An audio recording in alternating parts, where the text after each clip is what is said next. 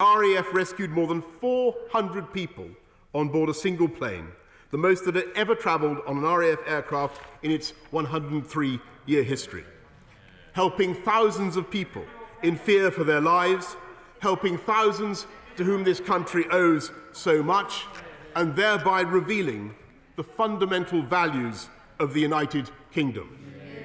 There are very few countries that have the military capability to do what we have just done, and fewer still that would have felt the moral imperative to act in the same way.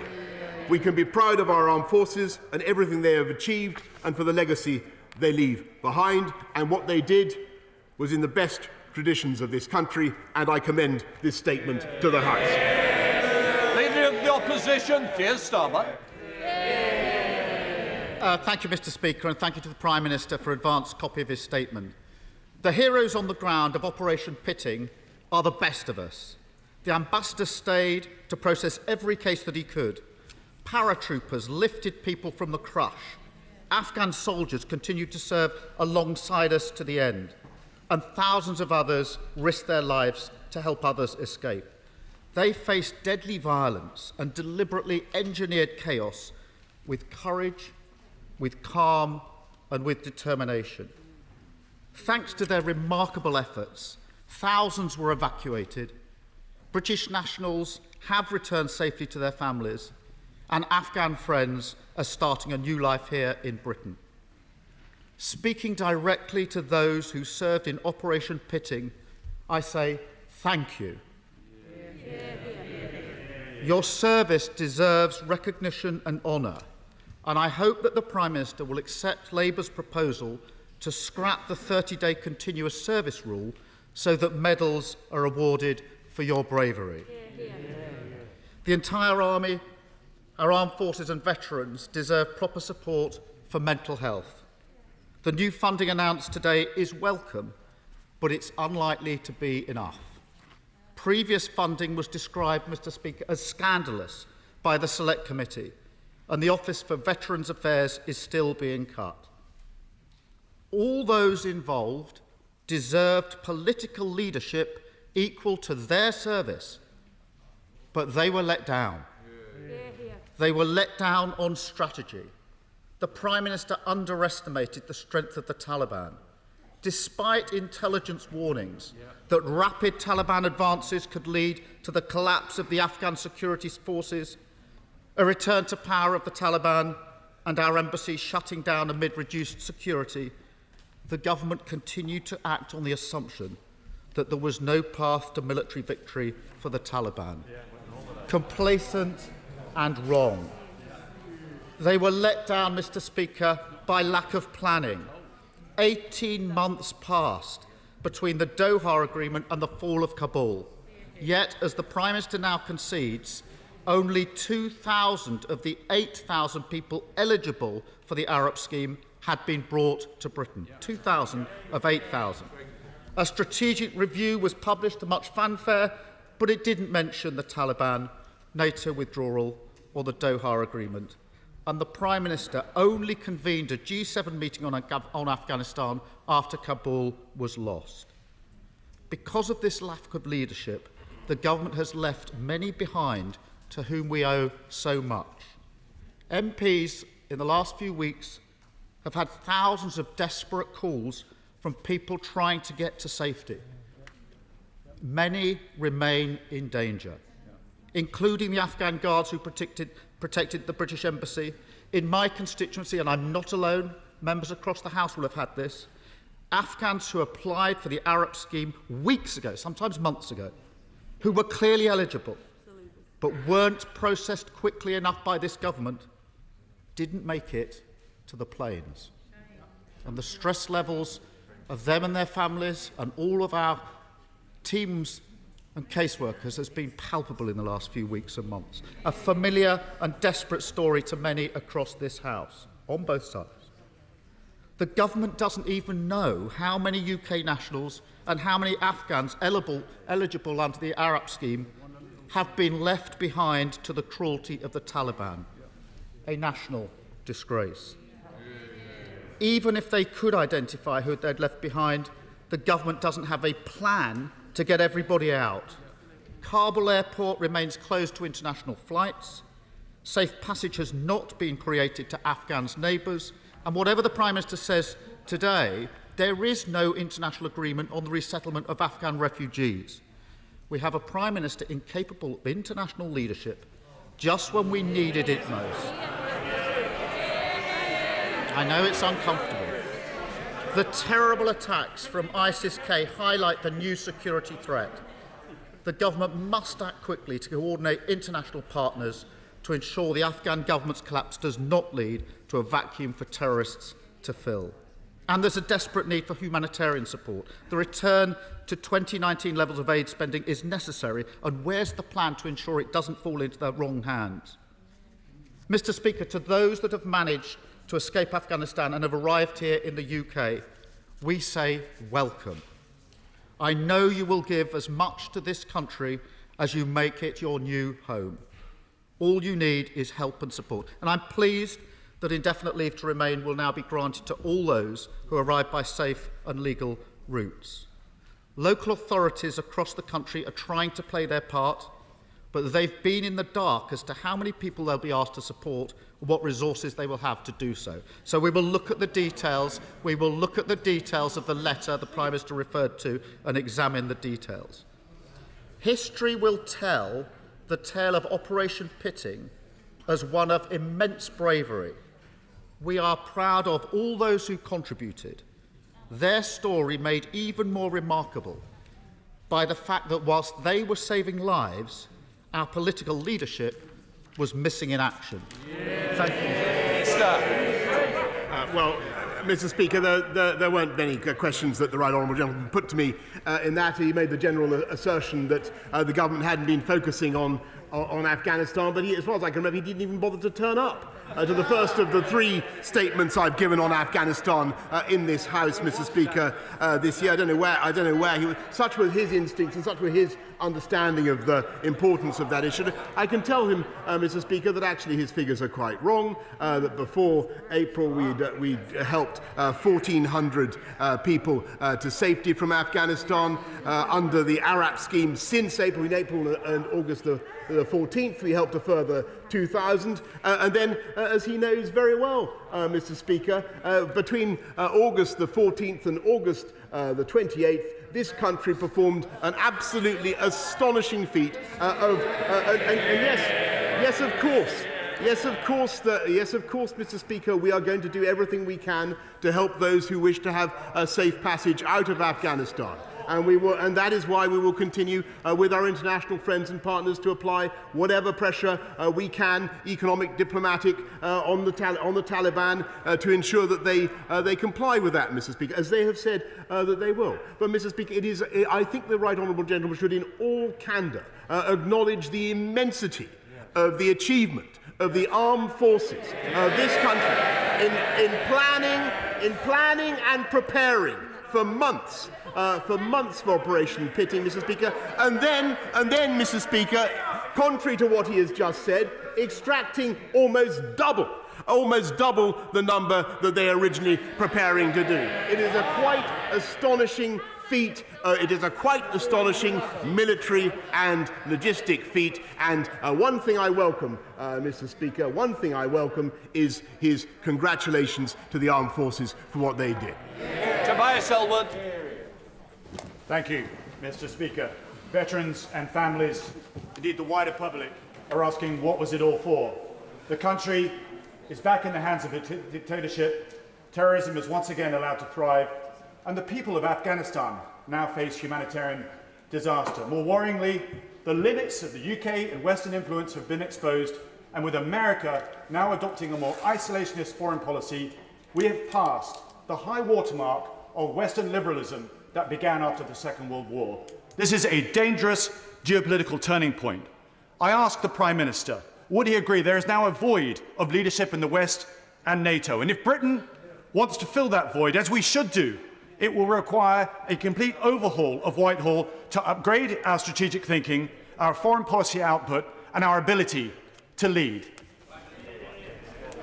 Mr. Speaker, my right honourable friend deserves to be listened with great respect on Afghanistan and for his service. He understands these issues deeply, but I must tell him that I think people listening to this debate across the country could be forgiven for not recognising that this country actually ceased military operations in Afghanistan in 2014. And what we are doing now is making sure that we work with our friends and partners around the world to prevent Afghanistan from relapsing into a breeding ground for terror, to make sure that we use all the levers that we can to ensure that the rights of women and girls are respected, and that everybody who wants safe passage out of Afghanistan is allowed to do that. That is what we're going to do, and we will continue to show the leadership that we have in the G7, in the P5, in NATO, and all the other forums in which this country leads the West. Ian Blackford, the Leader of the SNP. Thank you, Mr. Speaker, and can I thank all those that assisted in the evacuation from Afghanistan over the last few weeks, and can I thank the Prime Minister for an advance copy of his statement. Mr. Speaker, normally we have a Cabinet Minister sent to the House to cover for the Prime Minister, but today we have before us the Prime Minister desperately trying to cover for a Foreign Secretary who should have been sacked weeks ago. During committee last week, the Foreign Secretary failed to answer even basic questions from my honourable friend, the member for Glasgow South. I genuinely hope that the Prime Minister is better prepared today. Mr. Speaker, there is barely an MP in this House who hasn't submitted urgent and sensitive information to the Foreign Office on UK and Afghan nationals desperate to find safe passage away from the Taliban. It is a disgrace that most of these urgent queries have been left unresolved and unanswered. A disgrace not for us, but for all those who have been left behind, UK and Afghan nationals, who are now fearful and in many cases in hiding. Thousands of desperate people, people we have a debt of responsibility to, have been left with no clarity, no answers and no help. So let me ask the Prime Minister, what assessment has been made of the number of UK nationals left in Afghanistan, and what plans are there to assist them? How many Afghans that qualify under the Arab scheme as interpreters or in other groups who have been left behind? And will the Prime Minister apologise to those who have been left behind, left high and dry, those that the UK has a responsibility to? Last night, in correspondence from Lord Ahmed, the government gave the excuse that delays in evacuating all those with rights were because the Foreign Office had received more correspondence than during COVID. But, Mr. Speaker, there is a fundamental difference. No one knew COVID was coming. The government had 18 months to prepare an exit strategy in Afghanistan. So can the Prime Minister give a firm deadline when the massive backlog of applications will be processed, and provide a new target date for when safe passage will be offered to those UK and Afghan citizens? When Parliament was recalled, the Prime Minister publicly agreed to hold a four-nation summit on the UK's responsibility to welcome refugees here. Can I ask the Prime Minister to give us the date when that summit will take place? And finally, with all the talk of cabinet reshuffle, can the Prime Minister guarantee that the Foreign Secretary will finally be sacked in any reshuffle? Or does he intend to reward incompetence? Always, Mr. Speaker, happy to meet representatives of the Scottish Government and other devolved administrations, of course, Mr. Speaker. But he asked some specific questions about the handling of requests from those still in Afghanistan. And those who've been interceding on their behalf. I can tell him that by close of play today, every single one of the emails from colleagues around this House will be answered. And thousands and thousands have already been done. And as for the question, Mr. Speaker, of how many Arab candidates are remaining, I can tell him that the total number is 311, of which 192 responded to the calls that were put out. And I repeat, Mr. Speaker, we will do absolutely everything we can to ensure that those people get the safe passage that they deserve, using the levers that I have described. But nothing, but the contrast, Mr. Speaker, should be readily apparent to everybody in this country, with the huge number, 15,000 people, that we were able to help just in the course of those few days in August. And I think people will understand that it was a very considerable effort by our armed forces. Just to help the House, we'll be running this to around 4:45. Not everybody's going to get in. People will be disappointed, but we're going to do our best. So let's help each other. Theresa May. I join my right honourable friend in commending all those involved with the Afghanistan airlift, and also all those of our armed forces who served in Afghanistan, sadly 457 of whom, as we know, paid the ultimate sacrifice. We should all be proud of their achievements. Does my right honourable friend agree that as a result of NATO forces withdrawing from Afghanistan, the terrorist threat has increased? And will he confirm that all those involved in counter-terrorism work here in the UK will be given the necessary support to ensure they can keep us safe? Thank my right honourable friend, and I know how much work she has done in her career to protect this country and to assist in counter-terrorism. Mr. Speaker, I can give her note that we have no direct information as yet of any increase to the threat, Mr. Speaker, but I can assure her and the House that every effort will be made to make sure that our counter-terrorist agents have the resources they need to keep us safe. Debbie. Mr. Speaker, I've received hundreds of emails from constituents about Afghanistan, and I have British nationals in Afghanistan, a husband and his pregnant wife. Can the Prime Minister say what discussions the government has had with Afghanistan neighbours about keeping borders open for those at risk under the Taliban and to support refugees?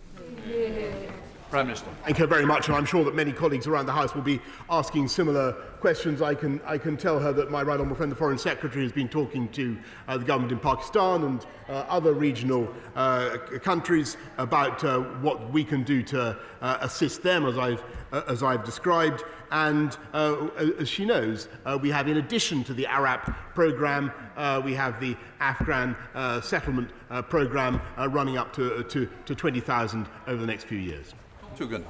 Thank you, Mr. Speaker. May I first of all pay tribute to the Prime Minister for his increased funding towards mental health care for veterans, and I'm sure he's going to keep that sum under review should it need to rise. May I ask him, however, if he'll draw the lesson that he's already learnt from the appointment of our right honourable friend, the member for Louth and Horncastle, in having a single point of contact in the UK, and seek to have a single point of contact for those in Afghanistan who may need to access either the route of exit or support from Her Majesty's government. Prime Minister.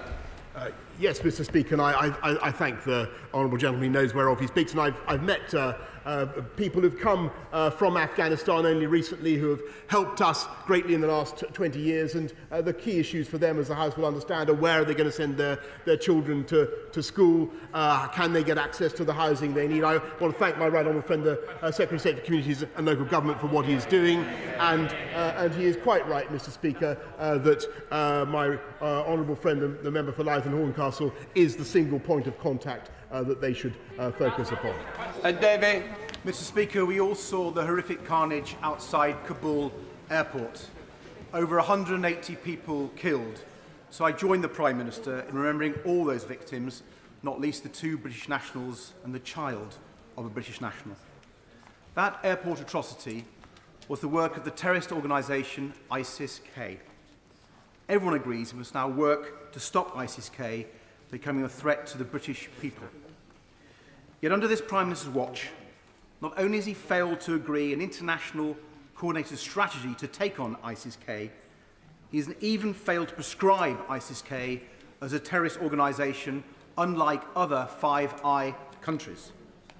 Will the Prime Minister explain these failures on national security? I'm afraid the right honourable gentleman is in error. ISIS-K, ISIS Khorasan province, is a subset of Daesh. It's part of Daesh, and as he knows very well, one of the bitter ironies of the situation is, of course, that the Taliban themselves are no friends to ISIS-K, and whatever government there is in Kabul will need help fighting them. Jacobian. Speaker, we are proving our immense generosity by supporting those in dire need in Afghanistan with safe passage to the UK. But our ability to do so is strained by the continuing uncontrolled illegal migration on the English Channel. What more can the government do to prevent it? My honourable friend is completely right, and of course the issue is that very sadly, I think our friends across the Channel in France are faced with a very difficult problem of large numbers of people who want to come to this country, and we are doing everything that we can to encourage the French to do the necessary and impede their passage. But I know that my right honourable friend, the Home Secretary, is working round the clock to ensure that we not only encourage the French to stiffen their sinews and stop people making the journey, but we use every possible tactic that is available to us as well. John MacDonald. Could I ask the Prime Minister, raise a constituency matter with the Prime Minister?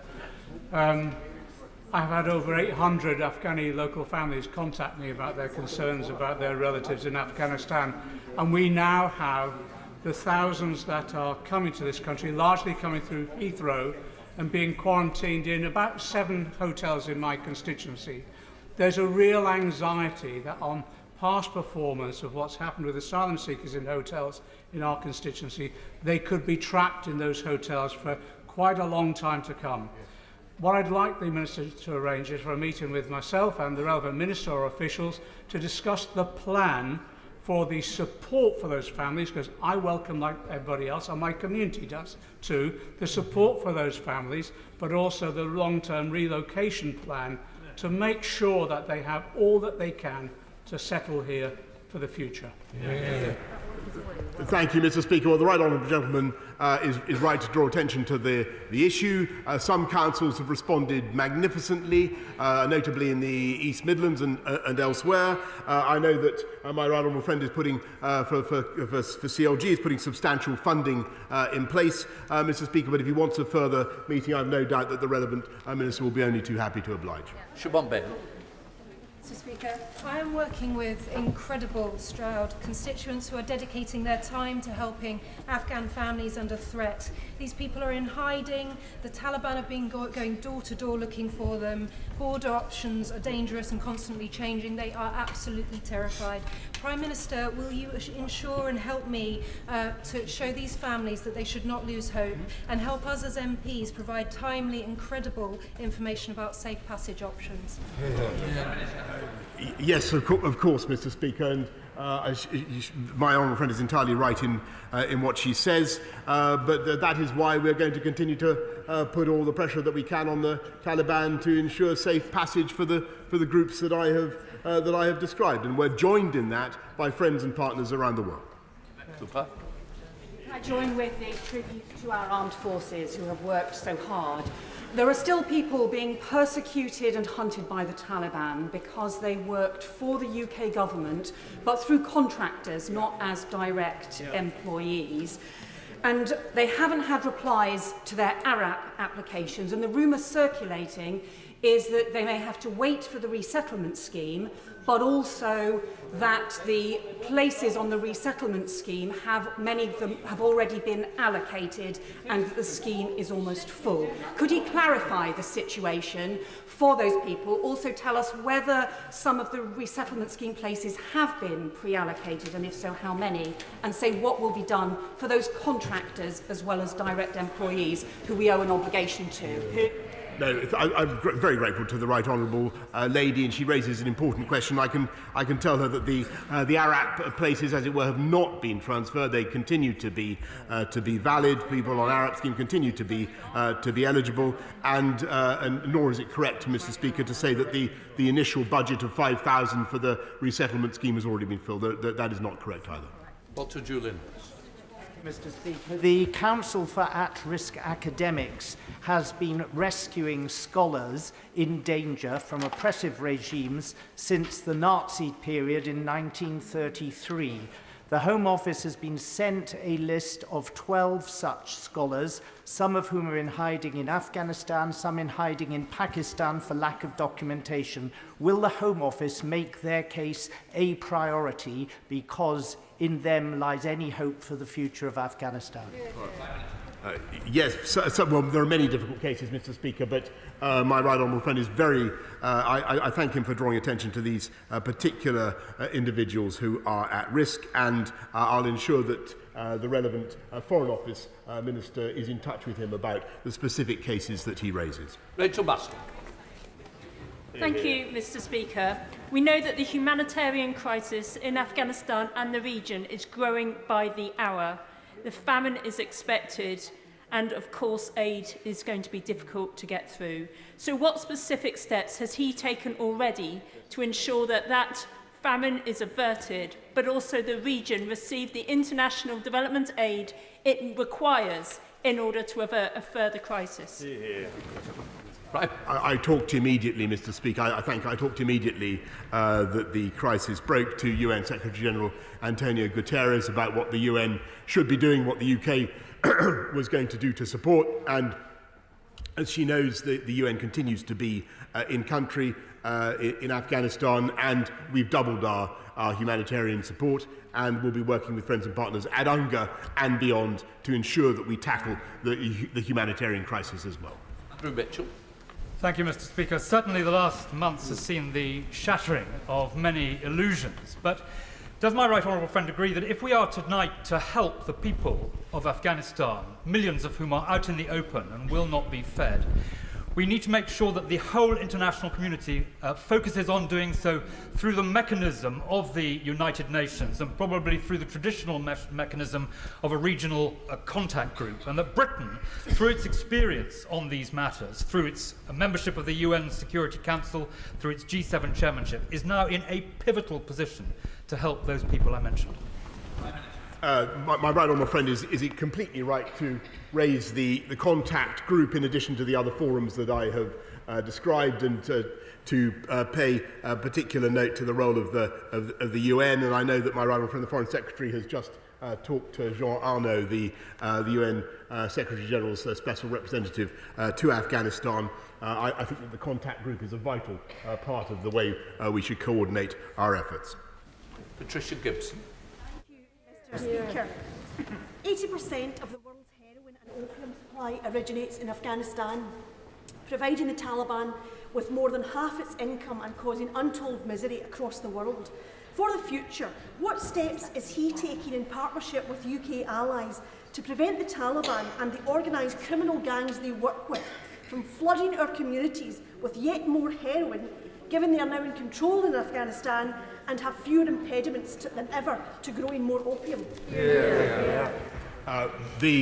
Sadly, Mr. Speaker, the rate of production and export of heroin, of opium from Afghanistan has been increasing in recent years, and I think the figure is actually even higher now in terms of global output than the one that the Honourable Lady suggests. And what is needed is, of course, to insist that the Taliban stop this, that they don't allow Afghanistan to continue to be a narco state. But the way to fight heroin consumption in this country is to have a strong crime-fighting institution such as the National Crime Agency. And I was privileged to see the work of our United Kingdom's crime fighters doing fantastic work near Glasgow. Meg Hill. Steve Double. Mr. Speaker, the Prime Minister will be aware that as a result of the NATO withdrawal from Afghanistan, there is great concern that the terrorist threat to this country has increased. So can he reassure the people of this country that we maintain not only the military capability but also the political will to take whatever action is necessary against groups like ISIS-K to keep this country safe? My honourable friend makes an extremely important point, a question that I think a lot of people will have formed in their minds, and I know my right honourable friend, the Defence Secretary, has answered this before, but of course we keep those options on the table, and of course the Taliban are aware of that. Dame Meg Hill, yeah. Thank you, Mr. Speaker. Mr. Speaker, there are many barriers facing people already in the immigration system coming through. One is that some of my constituents have spouses and children whose original documents are with the Home Office and they only have photocopies. And another, of course, is the English language test. Is he and the Home Secretary proposing any movement on those issues in order to support people, particularly those already in the system, to get here as quickly as possible? Yes, I thank the right honourable lady, and she should know that, of course, we try to help people coming from Afghanistan in the most expeditious way possible. And I think, really, this country cannot be faulted for the generosity of our offer on the resettlement programme, and it certainly cannot be faulted, Mr. Speaker, for the sheer number of people we've moved already to this country. Logan. Mr. Speaker, and I welcome the Prime Minister's statements. Aside from the G7 and traditional partners that the Prime Minister referred to, in the months and years ahead in the region in Central Asia, along with Pakistan, Uzbekistan, and in particular with China, what role does he envisage these countries playing in the geopolitics of the region?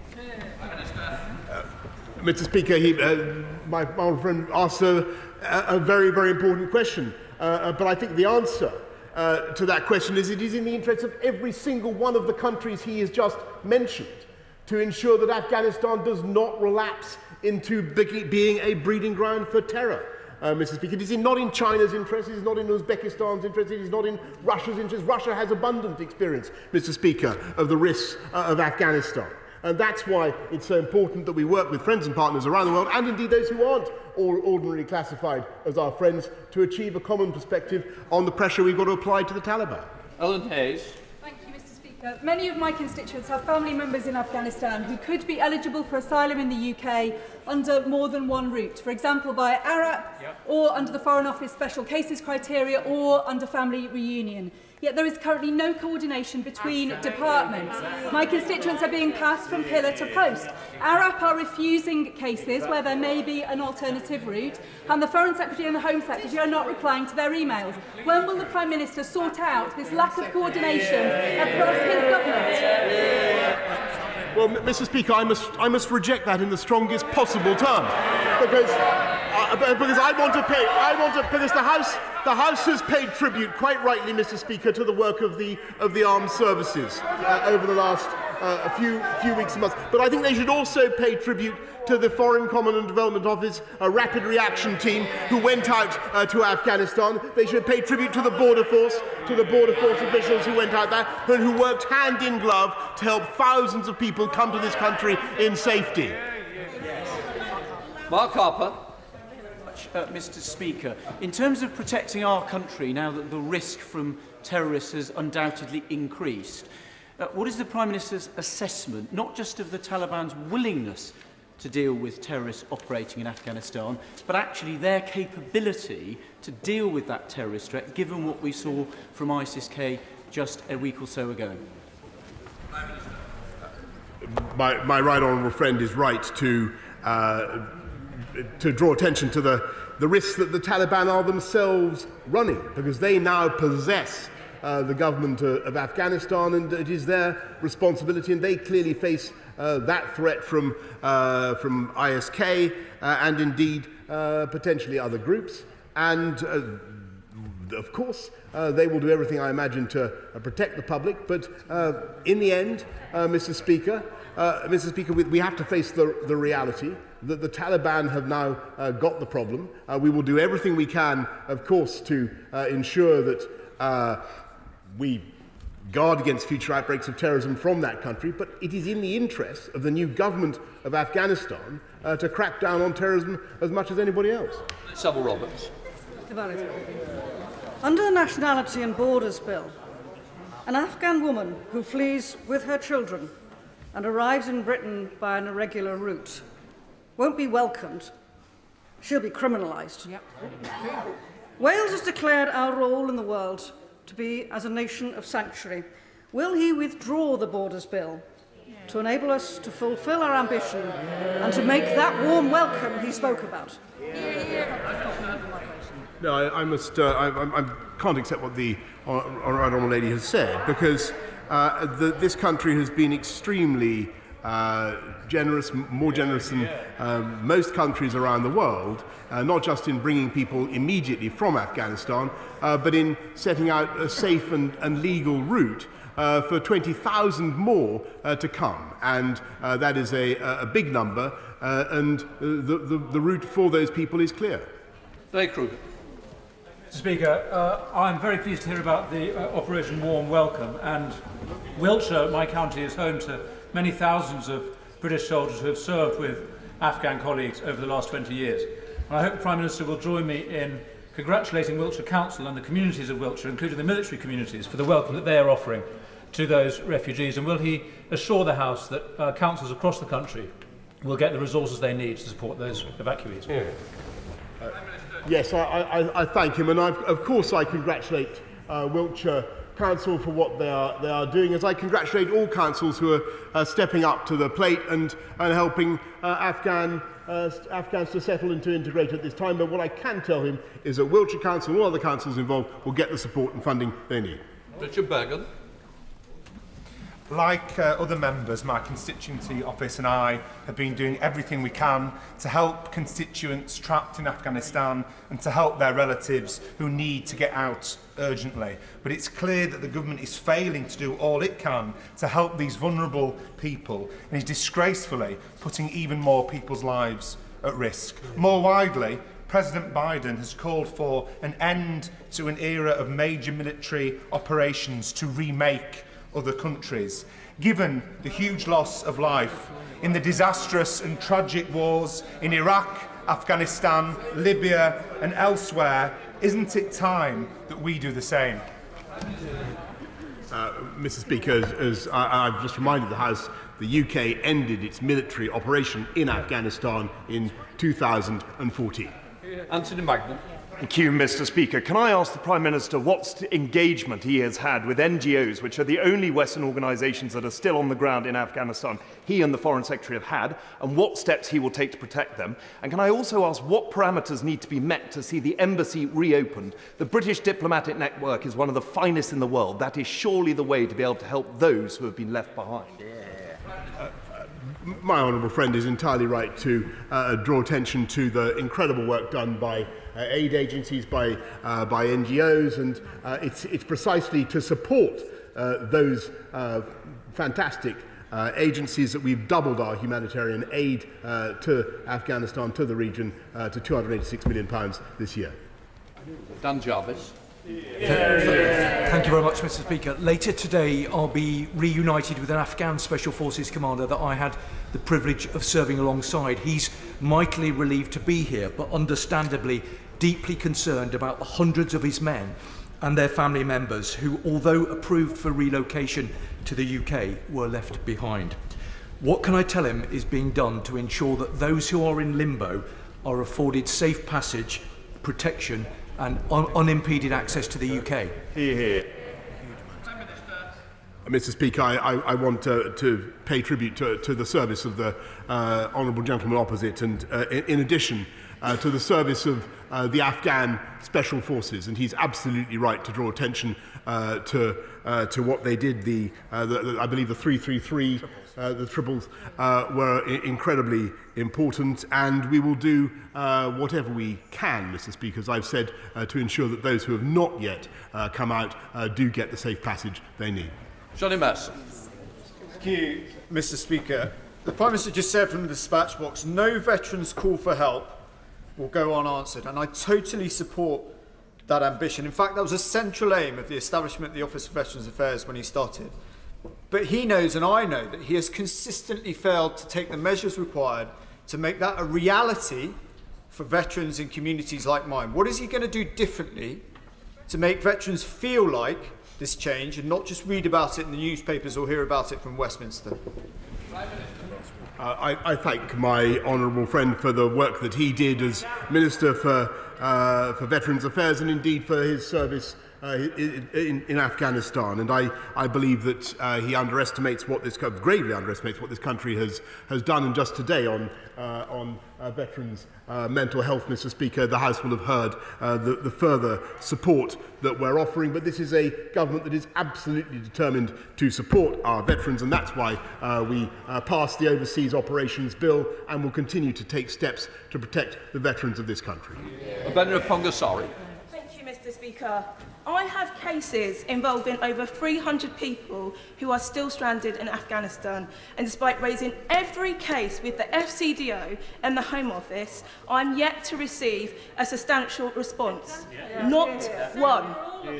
My constituents are desperate for information on how to travel to third countries and when the full resettlement scheme will be launched.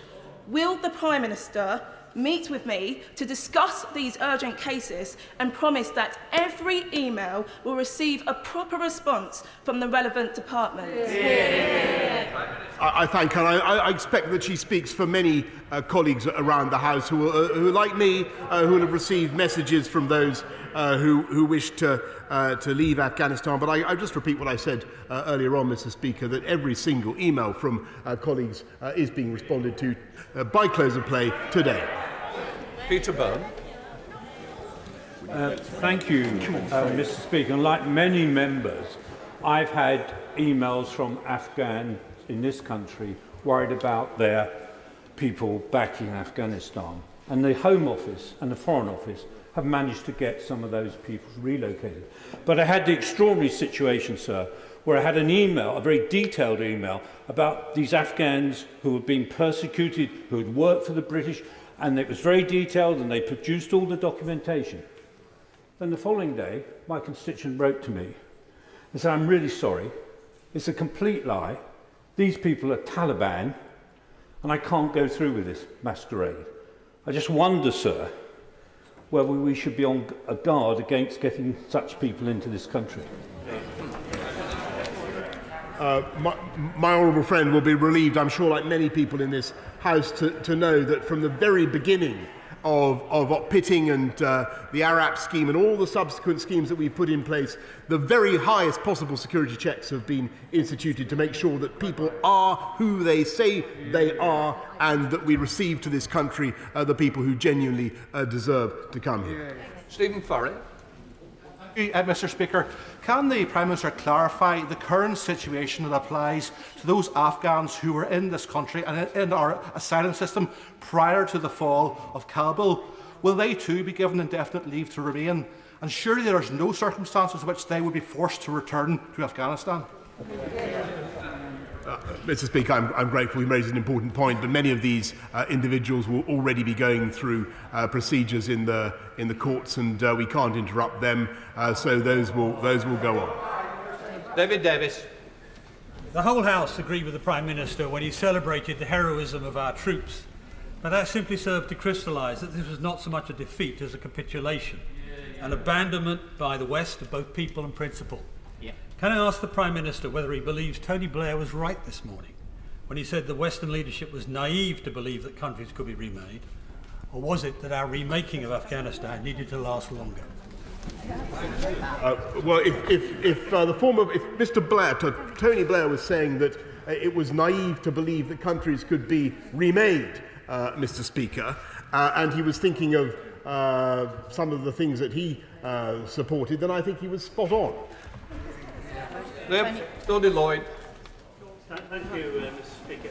Can I say to the Prime Minister, he will know that after the calamitous collapse of the government in Kabul, the disorderly retreat by Western powers, that there was rejoicing in parts of Mozambique, across the Sahel, and of course in Somalia. Those are countries in which we have an interest, because if nothing else, they can be a source of terrorism here.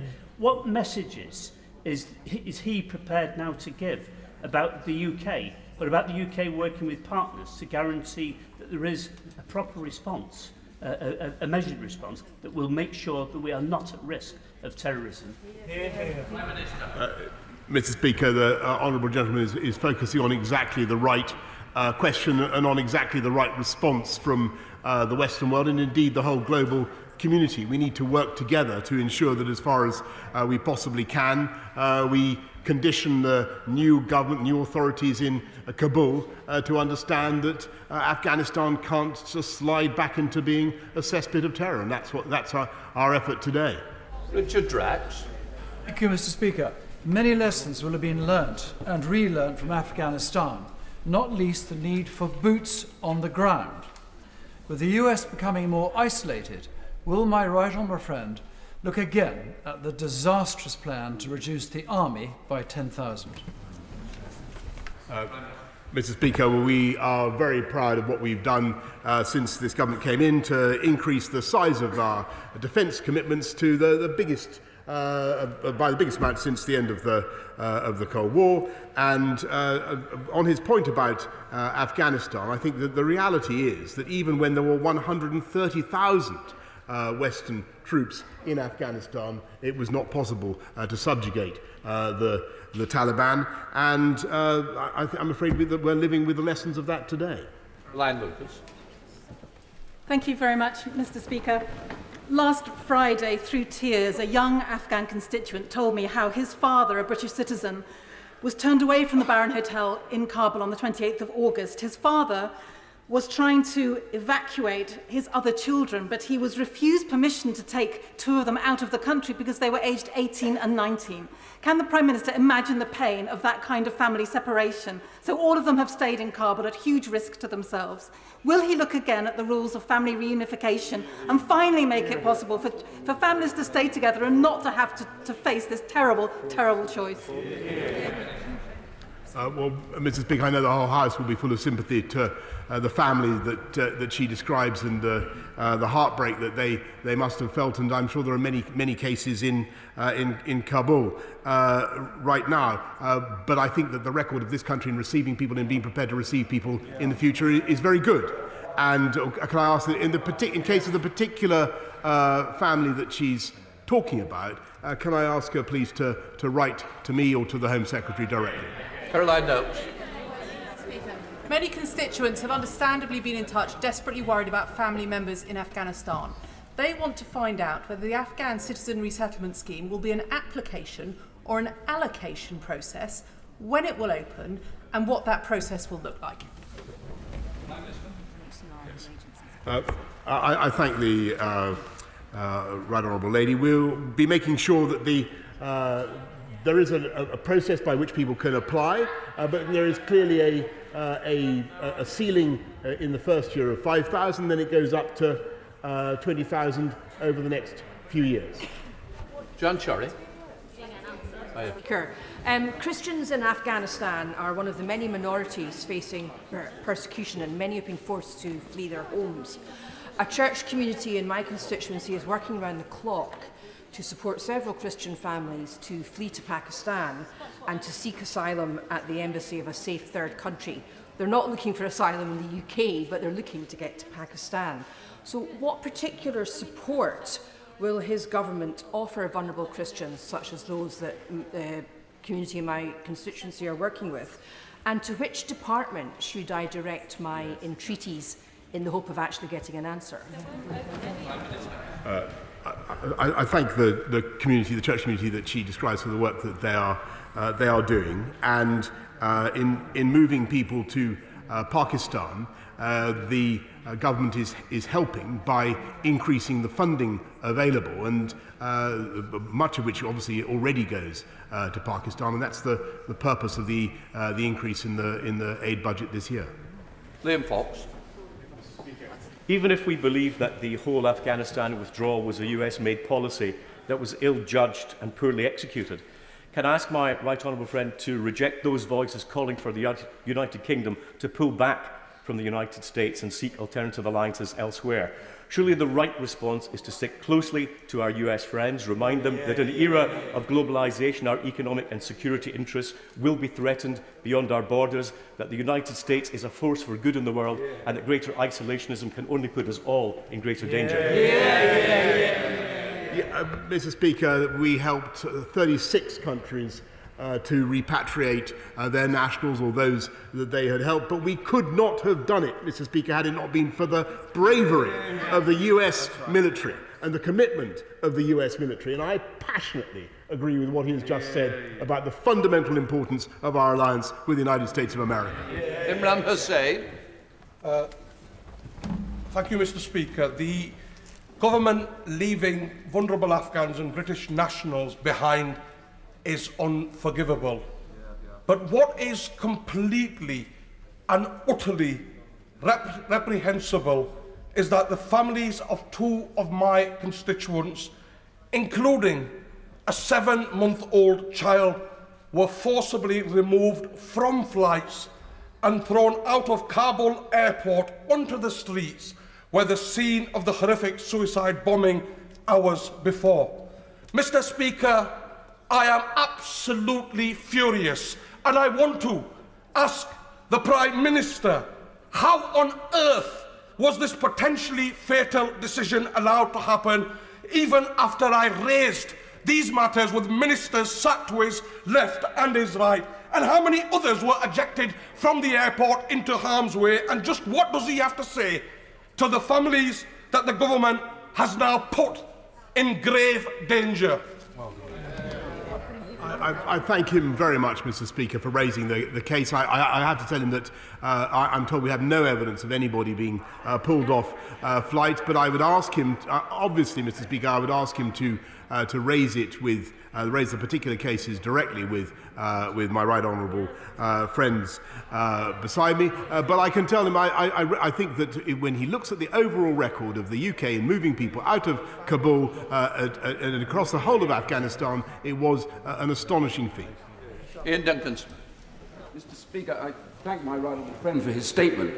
Can I ask whether or not he's noticed that the Chinese government, since our departure from Afghanistan, has used Afghanistan to up its threats on Taiwan with hundreds of overflights, threatening them and telling them when the war comes, the US will not be there to support them. Could my right honourable friend take this opportunity from the dispatch box to say to the Taiwanese and others, we fully support their right to democracy, self-determination, and we will be there to support them no matter what the Chinese say, and could we persuade the Americans to do the same? Mr. Speaker, I thank my right honourable friend, and I'm of course aware of the continuing issues between the People's Republic of China and Taiwan, and I've discussed that indeed recently with the President of the United States, and it's one of the reasons why it's absolutely vital that this country continues to insist on the primacy of our relationship with the United States, and the situation in Taiwan will continue to be difficult, and the House should understand it will. The only answer, the only way forward, is to continue to support American global leadership, and that is what we will do. Duffield. Thank you, Mr. Speaker. As the Prime Minister knows, NGOs such as the excellent Kent Refugee Action Network provide vital support to those fleeing from conflict, and as he mentioned, that's via fundraising. But does he also acknowledge that the state has a duty of care regarding the mental health of traumatised refugees, including children? And if he does, how can he assure the House that this will be possible, given that the average wait for young people waiting just a basic mental health assessment is on average 2 to 3 years currently? I thank her, but I can tell her that the government is absolutely determined to look after people coming from Afghanistan, and in particular look after their mental health or the trauma that they have suffered, and that's why we are investing massively in the services that are being provided not just by CLG but by local government across the board. Can I ask the Prime Minister, please, what extra funds are going to be made available for local councils and schools like the Derbyshire Dales District Council, who urgently want to help but want to make sure there are funds, additional funds available? I thank her, and I thank Derbyshire Dales District Council for stepping up, Mr. Speaker. And yes, of course, we will make sure that the funds are available. And she should make representations to my honourable friend, member for Louth and Horncastle. Chris Law. Thank you, Mr. Speaker. The Prime Minister's handling of the planned departure from Afghanistan, for those of us who are old enough in here, is akin to one of the farcical characters in Carry On Up the Khyber. Foreign Secretary was on a beach as the Taliban advanced in Kabul. Unknown numbers of British nationals remain left behind, and the Taliban, and most probably ISIS, have been allowed to plunder military hardware and intelligence. Does the Prime Minister accept any responsibility, any personal responsibility, for the mess that's been left in Afghanistan, and does he agree that any notion of global Britain is in complete crisis? No, Mr. Speaker, and he's wrong in every respect, including, by the way, Mr. Speaker, he's wrong in what he says about military hardware, because that was decommissioned. Manchester. Thank you, Mr. Speaker. The Prime Minister has said we should judge the Taliban by their actions, not their words. The Taliban in Afghanistan have said they will confine and operate within the rules of Islam. As somebody who comes from a Muslim background, whose father is an imam, whose grandfather is an imam, whose uncles were imams, I'm not an expert on Islam. I have a good understanding of the faith. A way forward for the Prime Minister and government may be this. If the Prime Minister were to use his kind offices and ask the OIC, the Organisation of Islamic Cooperation, 57 member states, to ask the Al-Azhar, leading Islamic school of thought, to set out what it means with regards to and what Islam stands for women and religious minorities. And that may give us a way to judge, to see what the Taliban are doing and what Islam stands for. Prime Minister. I think my honourable friend is making a very interesting suggestion, and I hope that it will be. I hope it, well, I encourage it to be taken up. But what we need to do is to make sure that those elements of the Taliban who are different, and I believe they are, who are different from the Taliban of 1996, are encouraged, and that we put the maximum pressure on them not to allow the more retrograde elements to have the upper hand. And that is what this government and other governments around the world are going to do. Ben. Thank you very much indeed, Mr. Speaker. Many communities, the City of Leeds included, have always given a very warm welcome to refugees. But we know that the poorest parts of our country have consistently taken a much higher proportion of refugees and asylum seekers than the wealthier areas. Does the Prime Minister think that is fair? And if not, what does he intend to do about it? Prime Minister.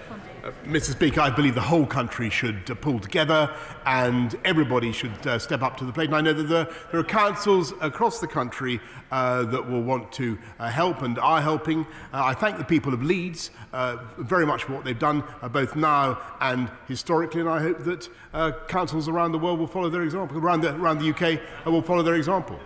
And a check. Can I thank my right honourable friend for his statement, in which he refers to the fact that Saturday is the 20th anniversary of 9/11.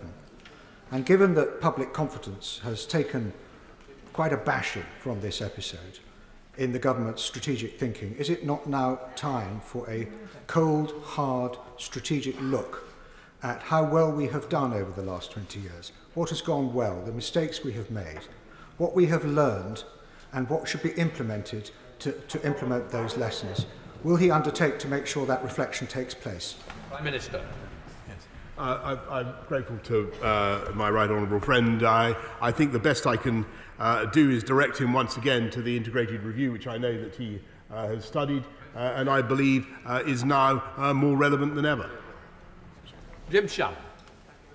I thank the Prime Minister for his statement today.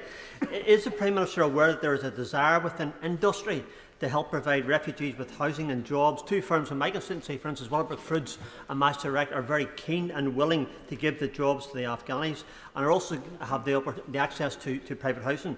Goodness always shines through, Prime Minister, and I think that's something we should always remember.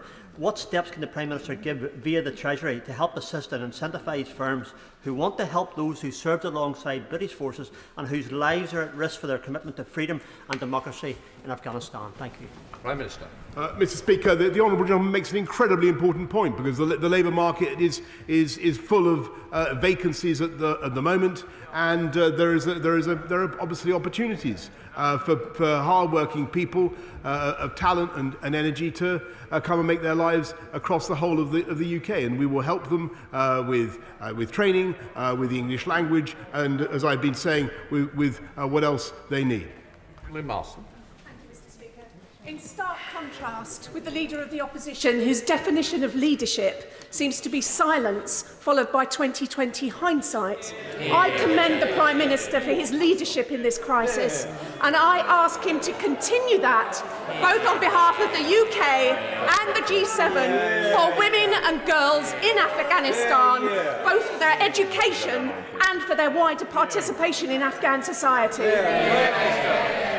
I thank my honourable friend, and I have to say, I think that the UK, together with our German friends, our Italian friends, our French friends, our American friends, are pulling together with all our G7 colleagues and others, are pulling together to forge a collective global view as far as we possibly can about how to deal with the new regime in Kabul. And it's by working together that we will get the best results. And the UK, as the whole House knows, is in pole position in all the key institutions, and we will continue to exercise that role.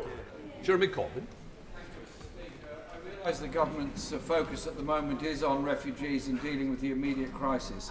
But does he not think that with tens of thousands of Afghan dead, thousands of American dead, hundreds of British dead, it is time for a full inquiry into the whole process that led us into Afghanistan and the whole notion of a foreign policy in which we intervene all over the world and start to re-examine our place and our role in this world?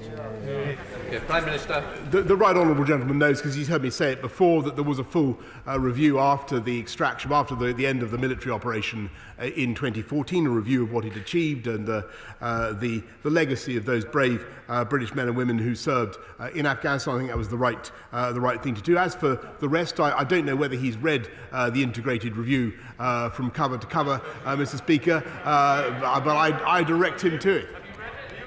Andrew Bridgen. Following our ignominious withdrawal from Afghanistan, where effectively we were dragged out on the coattails of our more powerful American allies, the world has changed, Mr. Speaker, and the world has become a more dangerous place. Would my right honourable friend share with the House his latest assessment of the so-called special relationship? And isn't it time for another defence review? Minister. Mr. Speaker, I thank my honourable friend, and his trenchant views I often agree with, but I think in this case the special relationship is basically, Mr. Speaker, I think I called it at Carbis Bay the irreplaceable or the indestructible relationship. I can't remember exactly what phrase I used, but that is what it is. It is a basic geopolitical fact, and on the special relationship rests much of the security of the last 100 years, and it will continue to be of cardinal importance to this country, and that is a fact that is as understood in Washington as it is in this country. Into Kyle. The Prime Minister has turned his back on the EU. Washington has turned its back on him. Can you tell us, since he became Prime Minister and stood on a platform of global Britain, where does Britain have more influence than before he became Prime Minister? Prime Minister. I'm delighted to say, Mr. Speaker, that thanks to virtually everywhere is the answer to that, Mr. Speaker. But across the because we are able. We not only have our own sanctions policy, Mr. Speaker. We've been able to set up embassies and legations, new ones around the world, in the South Pacific, in Africa, where we are opening up, Mr. Speaker. And Mr. Speaker, we are doing free trade deals. I think a total of 63 so far, Mr. Speaker. And who knows? Maybe there'll even be another one this week, Mr. Speaker. Patty. Thank you, Mr. Speaker. As the Prime Minister will be aware, that the majority of people who came to this country from Afghanistan came via Birmingham Airport to my constituency. Will my right honourable friend join me in commending the team at Birmingham Airport, Solihull Council, third sector organisations like Entrade at Three Trees Community Centre, who welcome nearly 1,000 people a day, and sometimes many, many children and young babies? Prime Minister. Yes, Mr. Speaker. I had the opportunity to thank the troops the other day, but I want to thank everybody who's been involved, the Border Force officials, everybody in the councils who's been at the front line of dealing with this crisis. I think they've done it with exceptional humanity and compassion. Ryan.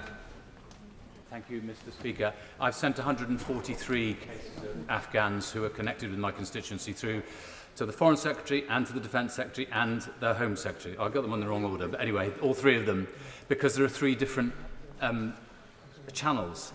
Can I just urge the Prime Minister to reflect on the idea that has been suggested by countless colleagues on this side, that there should be a single triage point, a single person that deals with all of these, because since I sent in those names, one of them has been shot, one has been raped, and one has been tortured. So people are desperate to try and get the best result for these people. I'm sure the ministers want to help, but at the moment it just feels as if the left hand doesn't know what the right hand is doing. Mr. Speaker, I'm sure the whole House sympathises very much with what's happened to the individuals that he describes in Afghanistan, and we are doing our level best to help people as fast as we can.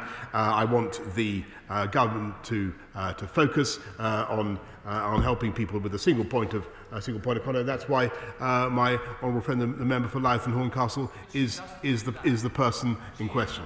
Mr. Clarkson. Thank you, Mr. Speaker. The men and women who serve in our armed forces are remarkable and make huge sacrifices both personally and in their careers.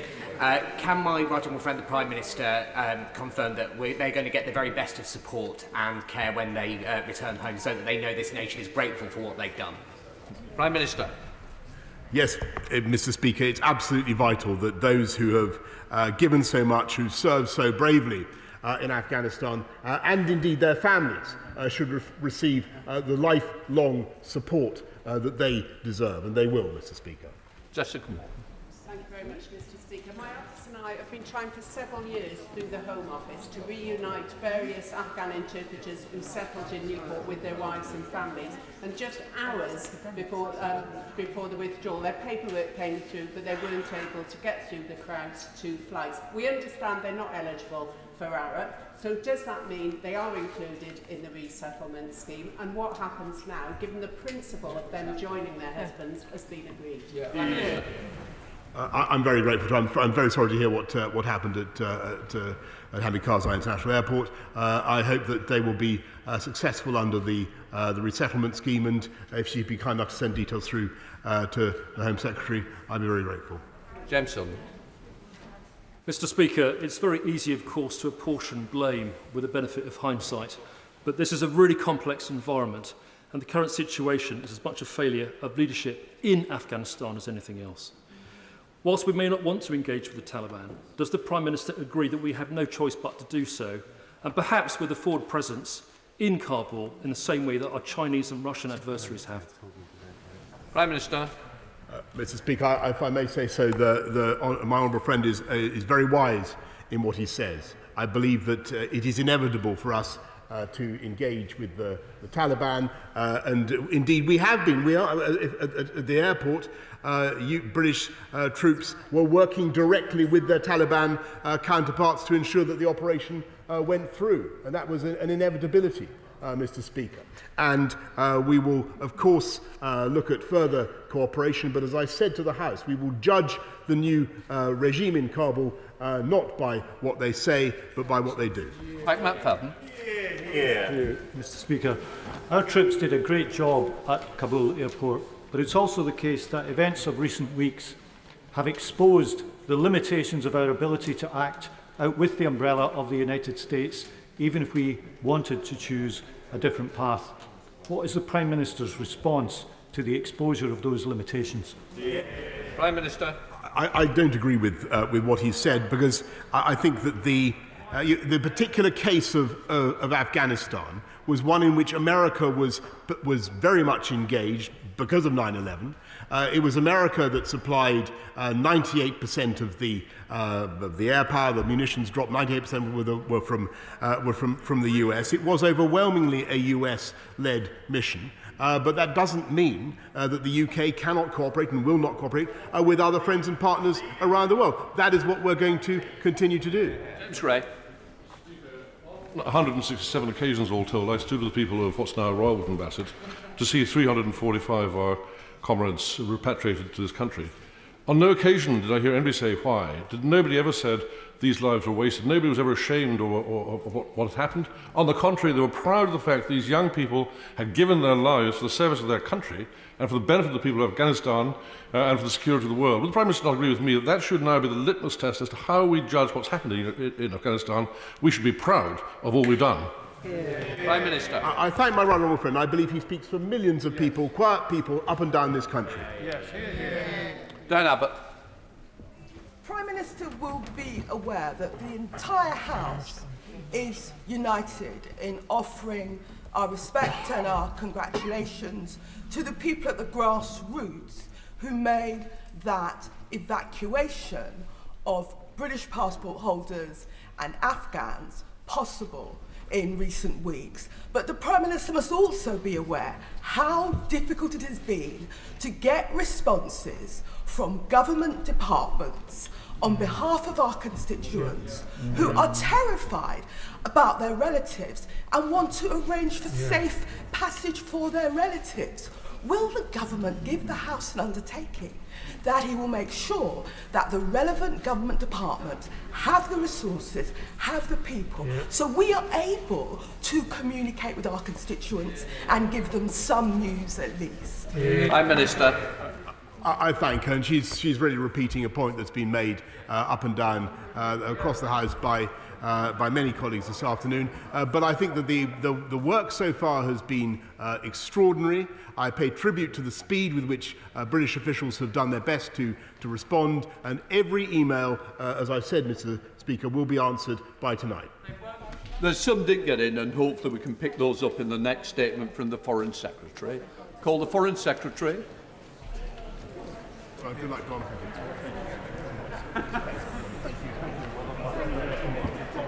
Do you want me to wait? Want me to wait? Go ahead. Mr. Speaker, with your permission, I will update the House on the UK's international response to the situation in Afghanistan. As my right honourable friend, the Prime Minister, has set out, over the last 3 weeks, through a shared effort right across government and our armed forces, we have delivered the largest and most complex evacuation in living memory. Between the 15th and the 29th of August, the UK evacuated over 15,000 people from Afghanistan. And that includes over 8,000 British nationals, close to 5,000 Afghans who loyally served the UK, along with their dependents, and around 500 special cases of particularly vulnerable Afghans, including achieving scholars, journalists, human rights defenders, campaigners for women's rights, judges, and many others. Of course, the work to get people out didn't start on the 15th of August. The SCDO advised British nationals to leave the country in April and then again on the 6th of August. We estimate that around 500 did so. At the same time, the government launched the ARAP scheme for interpreters and other Afghan staff, getting over 1,900 out before the airlift began on the 15th of August. Now, as the security situation deteriorated, we accelerated that process throughout July and early August. In total, since April, we've helped over 17,000 people leave. And I want to place on record my thanks and pay tribute to the Herculean efforts of our troops, our diplomats, our civil servants, who have done an incredible job in the toughest of conditions. And as we remember their efforts, we also remember those of UK armed forces who paid the ultimate sacrifice in Afghanistan, trying to make that country a better place for the Afghan people. Mr. Speaker, now that the evacuation has ended, we have moved into a new phase. We stand by our commitment to support those who have worked for us and to take all remaining eligible cases. Securing their safe passage out of the country is an immediate priority. We're working through our diplomatic channels to that end. And of course, the Taliban have given assurances that they will provide safe passage for foreign nationals and those eligible Afghans who wish to leave. So on the 30th of August, the UN Security Council passed Resolution 2593, driven by the UK alongside the US and France, affirming the international community's expectation requirement that the Taliban should follow through on the assurances that they've given. Last week, I visited Qatar and Pakistan. In Qatar, I met with the Emir and their Deputy Prime Minister and Foreign Minister, Sheikh Mohammed, to discuss safe passage alongside the international community's wider approach to dealing with the Taliban. We discussed ongoing efforts to re-establish flights at Kabul airport, where Qatari technical staff are working on the ground, and see how we can cooperate in handling the organisation of future flights. I also announced our new non-resident Chargé d'Affaires for Afghanistan, Martin Longdon, who is now working out of Doha. In Pakistan, I met with Prime Minister Khan and Foreign Minister Qureshi to discuss safe passage via third countries and the importance of holding the Taliban to its commitments. I also announced that we're sending £30 million of support to Afghanistan's neighbours. This will provide life-saving support for refugees, including shelters, household necessities, sanitation and other hygiene facilities. At the same time, I dispatched last week a new rapid deployment team to the region with an extra 22 staff in total. They will reinforce our embassy teams, our High Commission teams, in those neighbouring countries, processing British nationals or eligible Afghans who are seeking to leave via third countries, which we want to do just as fast as we possibly can, once they can leave, and subject to the necessary security checks. I also spoke to the Foreign Minister of Uzbekistan earlier today, the Foreign Minister of Tajikistan last week, and the Minister for South Asia, Lord Ahmed, last week visited Tajikistan and will return to the region shortly. Mr. Speaker, turning to the wider international strategy, the international community is adjusting, and it must adjust to the new reality in Afghanistan and recalibrate its approach. The UK is playing a leading role. My right honourable friend, the Prime Minister, convened G7 leaders on the 24th of August, to discuss a shared response to the situation. That followed a G7 Foreign Ministers meeting, and we are building a global coalition around 4 key priorities set out in a UK G7 paper that we've shared with those partners. First, we must prevent Afghanistan from ever becoming a safe haven or harbour for terrorists ever again. Second, we must prevent a humanitarian disaster and support refugees wherever possible in the region. The UK has allocated £286 million in aid for Afghanistan this year. We're supporting Afghanistan's neighbours, as I've already set out, and the Home Secretary has set out our resettlement scheme. So we are leading by example, which enables us to encourage others to step up in what will inevitably have to be an international team effort. Third, we must preserve regional stability, which risks being shattered by the combination of renewed terrorist threat and an exodus of refugees. Fourth, we must hold the Taliban and other factions to account for their conduct, including in particular on human rights and their treatment of women and girls. I'm taking this forward through our bilateral partners. We have a G7 Plus meeting later this week, and the UK is also pressing for further discussions amongst the permanent members of the UN Security Council. We plan to host an event at the UN General Assembly later this month, as indicated by the Prime Minister. Mr. Speaker, we will not recognise the Taliban, but we will engage, and we will carefully calibrate our actions to the choices that they make and the actions that they take. Given our strategic priorities, the ones that I've set out, we must also set some credible tests to hold the Taliban to the undertakings they have made on safe passage, on terrorism, on humanitarian access, and a more inclusive government.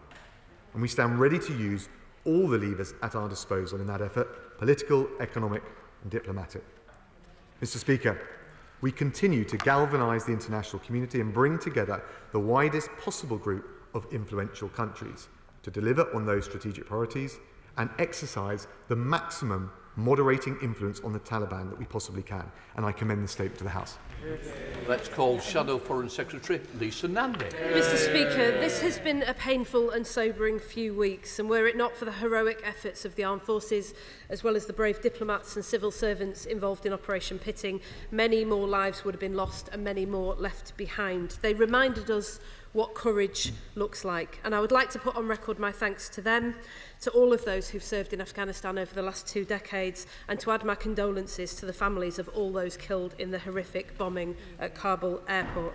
But if more lives are not to be lost, we need some urgent clarity today. What specifically is the advice to people trying to leave? Should they stay put and be hunted by the Taliban, or should they make their way to a border and risk being turned back? Could the Foreign Secretary take care of some basic issues? The Home Office phone number provided to Afghans asks people to hold for hours, and it's still chargeable. This is pretty easy to fix. Could he have a word with the Home Secretary and get it dealt with?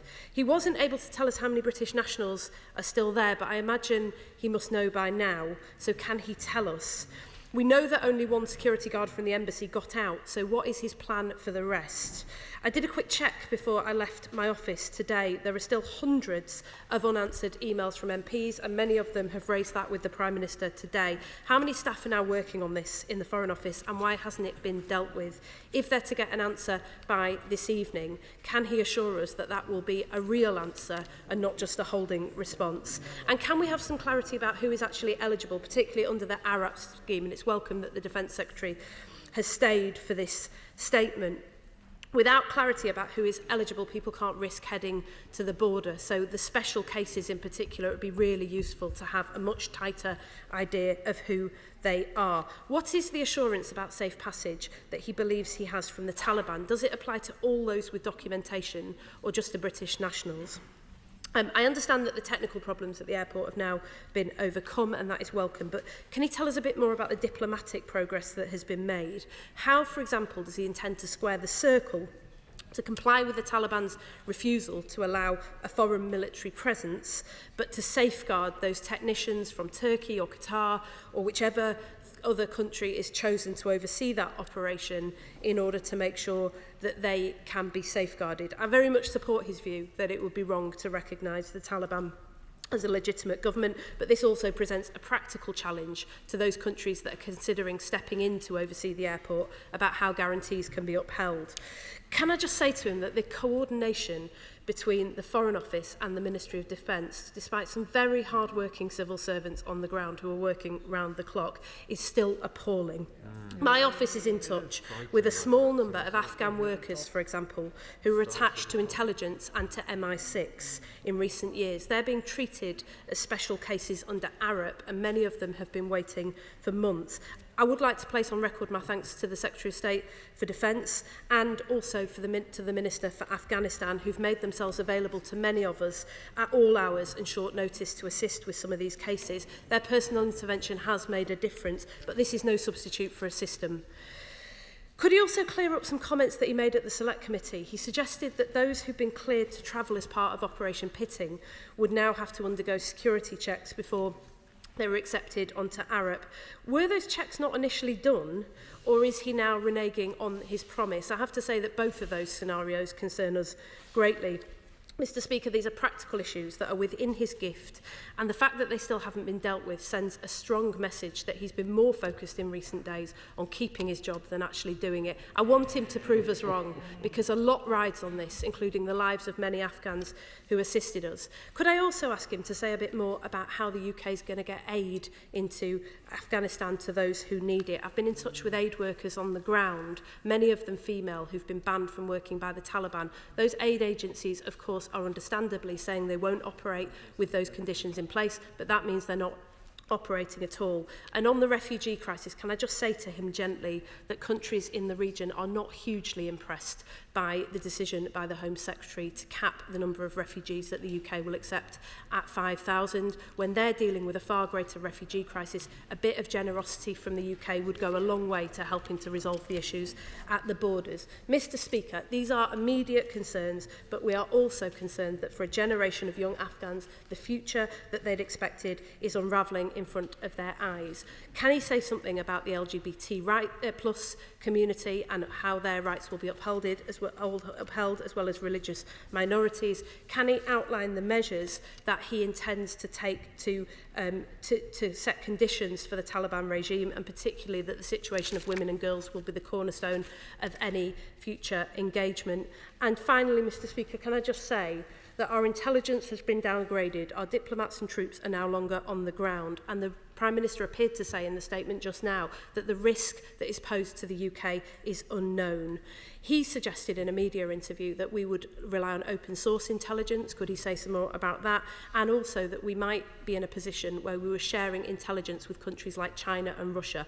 Given the significant national security implications of this, the House has a right to understand what the government's strategy is on this, if there is one. This has been nothing short of a disaster, Mr. Speaker. So can I ask him now to turn with humility to the world and start to repair some of those broken relationships, those trashed alliances, those broken promises that have reduced us to a position where we're reliant on the Taliban for permission to safeguard our own citizens and negotiating with China and Russia in our own interests. In the cold, hard light of what has unfolded over this summer, surely it is time for him to rethink his approach to the way that Britain engages with the rest of the world. Yeah. Foreign Secretary. Can I thank the Honourable Lady for what she said about the efforts of our UK forces, and I believe also the cross-Whitehall teams who have delivered the biggest evacuation in living memory. She asked for specific advice. She'll understand I'm a bit reticent about giving personal advice to generically, but the travel advice that the FCDO putting out is very clear, and it has been changed to reflect the situation on the ground, and I think that is the right point of reference for constituents of honourable members around the House. She asked about phone calls into the FCDO Crisis Centre. Since the 11th of August, it's handled more than 44,000 calls. We surged 45 members of SCDO staff and 35 staff from other departments. Since the 19th of August, we've answered well over 90%, 93% of the total number received. And every day since the 24th, our call handlers have answered more than 94% of the calls that were made. And just to give the Honourable Lady a sense, since the 20th of August, average wait times have been less than a minute. She also asked about correspondence. As my right honourable friend, the Prime Minister, made clear, we will have sent a reply to all MPs' emails asking for an update by the 30th. Emails that we received by the 30th of August, we will reply to all of them today. That will be to enable to signpost them to the specific advice relevant to the particular case that they're raising.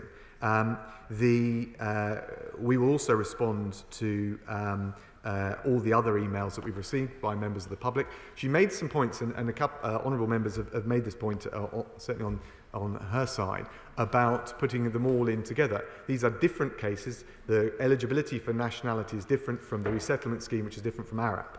So it is right that they are triaged to the proper decision maker, and that's the point of the exercise that we're engaged in. In relation to ARAP, she asked about the details. The ARAP scheme is published, so the details are there. Well, if she's concerned about any particular aspects, then of course she should approach the relevant minister. She asked about safe passage and how well, we can't answer the questions, the Honourable Lady, in abstract, in order to give effect to the circumstances of the cases she's referring to. She asked about safe passage. The Taliban has given us an assurance that those nationals and those that work for us who want to leave will be allowed to leave. But like a range of other commitments that they've made, we'll have to hold them. These will form one of the early tests for the Taliban, and they will be judged by what they do rather than just what they say. But that was the reason that we passed, and she talks about influence. We led with the French and the Americans the UN Security Council resolution, which reiterated and affirmed and applied the international community's imprimatur on that demand of the Taliban. We'll now have to see whether they can pass that test. She mentioned Kabul Airport. Kabul Airport is not up and running yet, but there are efforts ongoing to deal with not only the operational capacity, the technical capacity, but also the security conditions. And I think for most cases, whether they're British nationals, Arab or special cases, indeed under the resettlement scheme, the most straightforward way would be if we can safely see Kabul Airport up and running. If not, we'll have to look at third country routes out. But of course, many of the third countries in the region are very nervous. We've had conversations with all of them. That was why I was in Qatar, Pakistan, to look at the arrangements, the practical arrangements for how we would deliver on it. She asked about security checks. Of course, we will make sure that in relation to those wanting to come to the UK, that not only do we check the eligibility so that the seats on planes are going to those who we want to come, who are eligible to come, who we need to come, and also to make sure the security checks are in place to avoid the wrong kind of people coming back to the UK. She also asked about aid into Afghanistan and how we can ensure it gets to where it needs to go. We've provided, and I announced last week, £30 million for neighbouring countries to deal with refugees in the region, precisely because it is better for refugees to be dealt with closer to their home, but also because we do recognise the burden that will be placed on the region. In relation to aid more generally and the rest of the 286 million, of course, this is another of the early tests for the Taliban, because we will not give aid to the Taliban. And therefore, if they want to avoid the social and economic fabric of the country collapsing, if they want the aid to continue to flow, they will need to provide a safe operating environment for the UN and other agencies. And I spoke to the UN Secretary General's Special Envoy, Jean Arnaud, precisely about that. We've got further meetings this week with G7+. I will have further conversations. I'm sure I'll be travelling to the region. The UK has issued a G7 paper which sets out the key priorities from counter-terrorism to the humanitarian lifeline. It's been very well received. What we've now got to do, working with our partners, is operationalise it. She asked about some of the non-G7 partners. The reality is, if we want to influence in the most effective way possible the Taliban, we need a broader caucus, particularly regional countries, particularly those who also have a relationship with the Taliban, to exercise the maximum moderating influence on the Taliban. And that's just what we're doing. SNP spokesperson Alan Smith. Thank you, Madam Deputy Speaker. I'm also grateful for advance sight of the statement, and I have to say on behalf of my group that the impression we've been given about ministerial communications with members of this House in constituency cases is not as rosy as has been put forward by government ministers, and I would constructively suggest that there needs to be a proper review of how adequate things actually were, because our experience certainly was not as good as we've been told. I'm glad to see that the resettlement scheme is now moving, the new resettlement scheme, but I would like to unpack what 20,000 over the coming years actually means, because it's a good line, but I don't think it will stand analysis. I fear it won't stand analysis. Does it mean that if 20,000 Afghans apply and are processed in the first few months of next year, the scheme will close, in which case the scheme is wholly inadequate?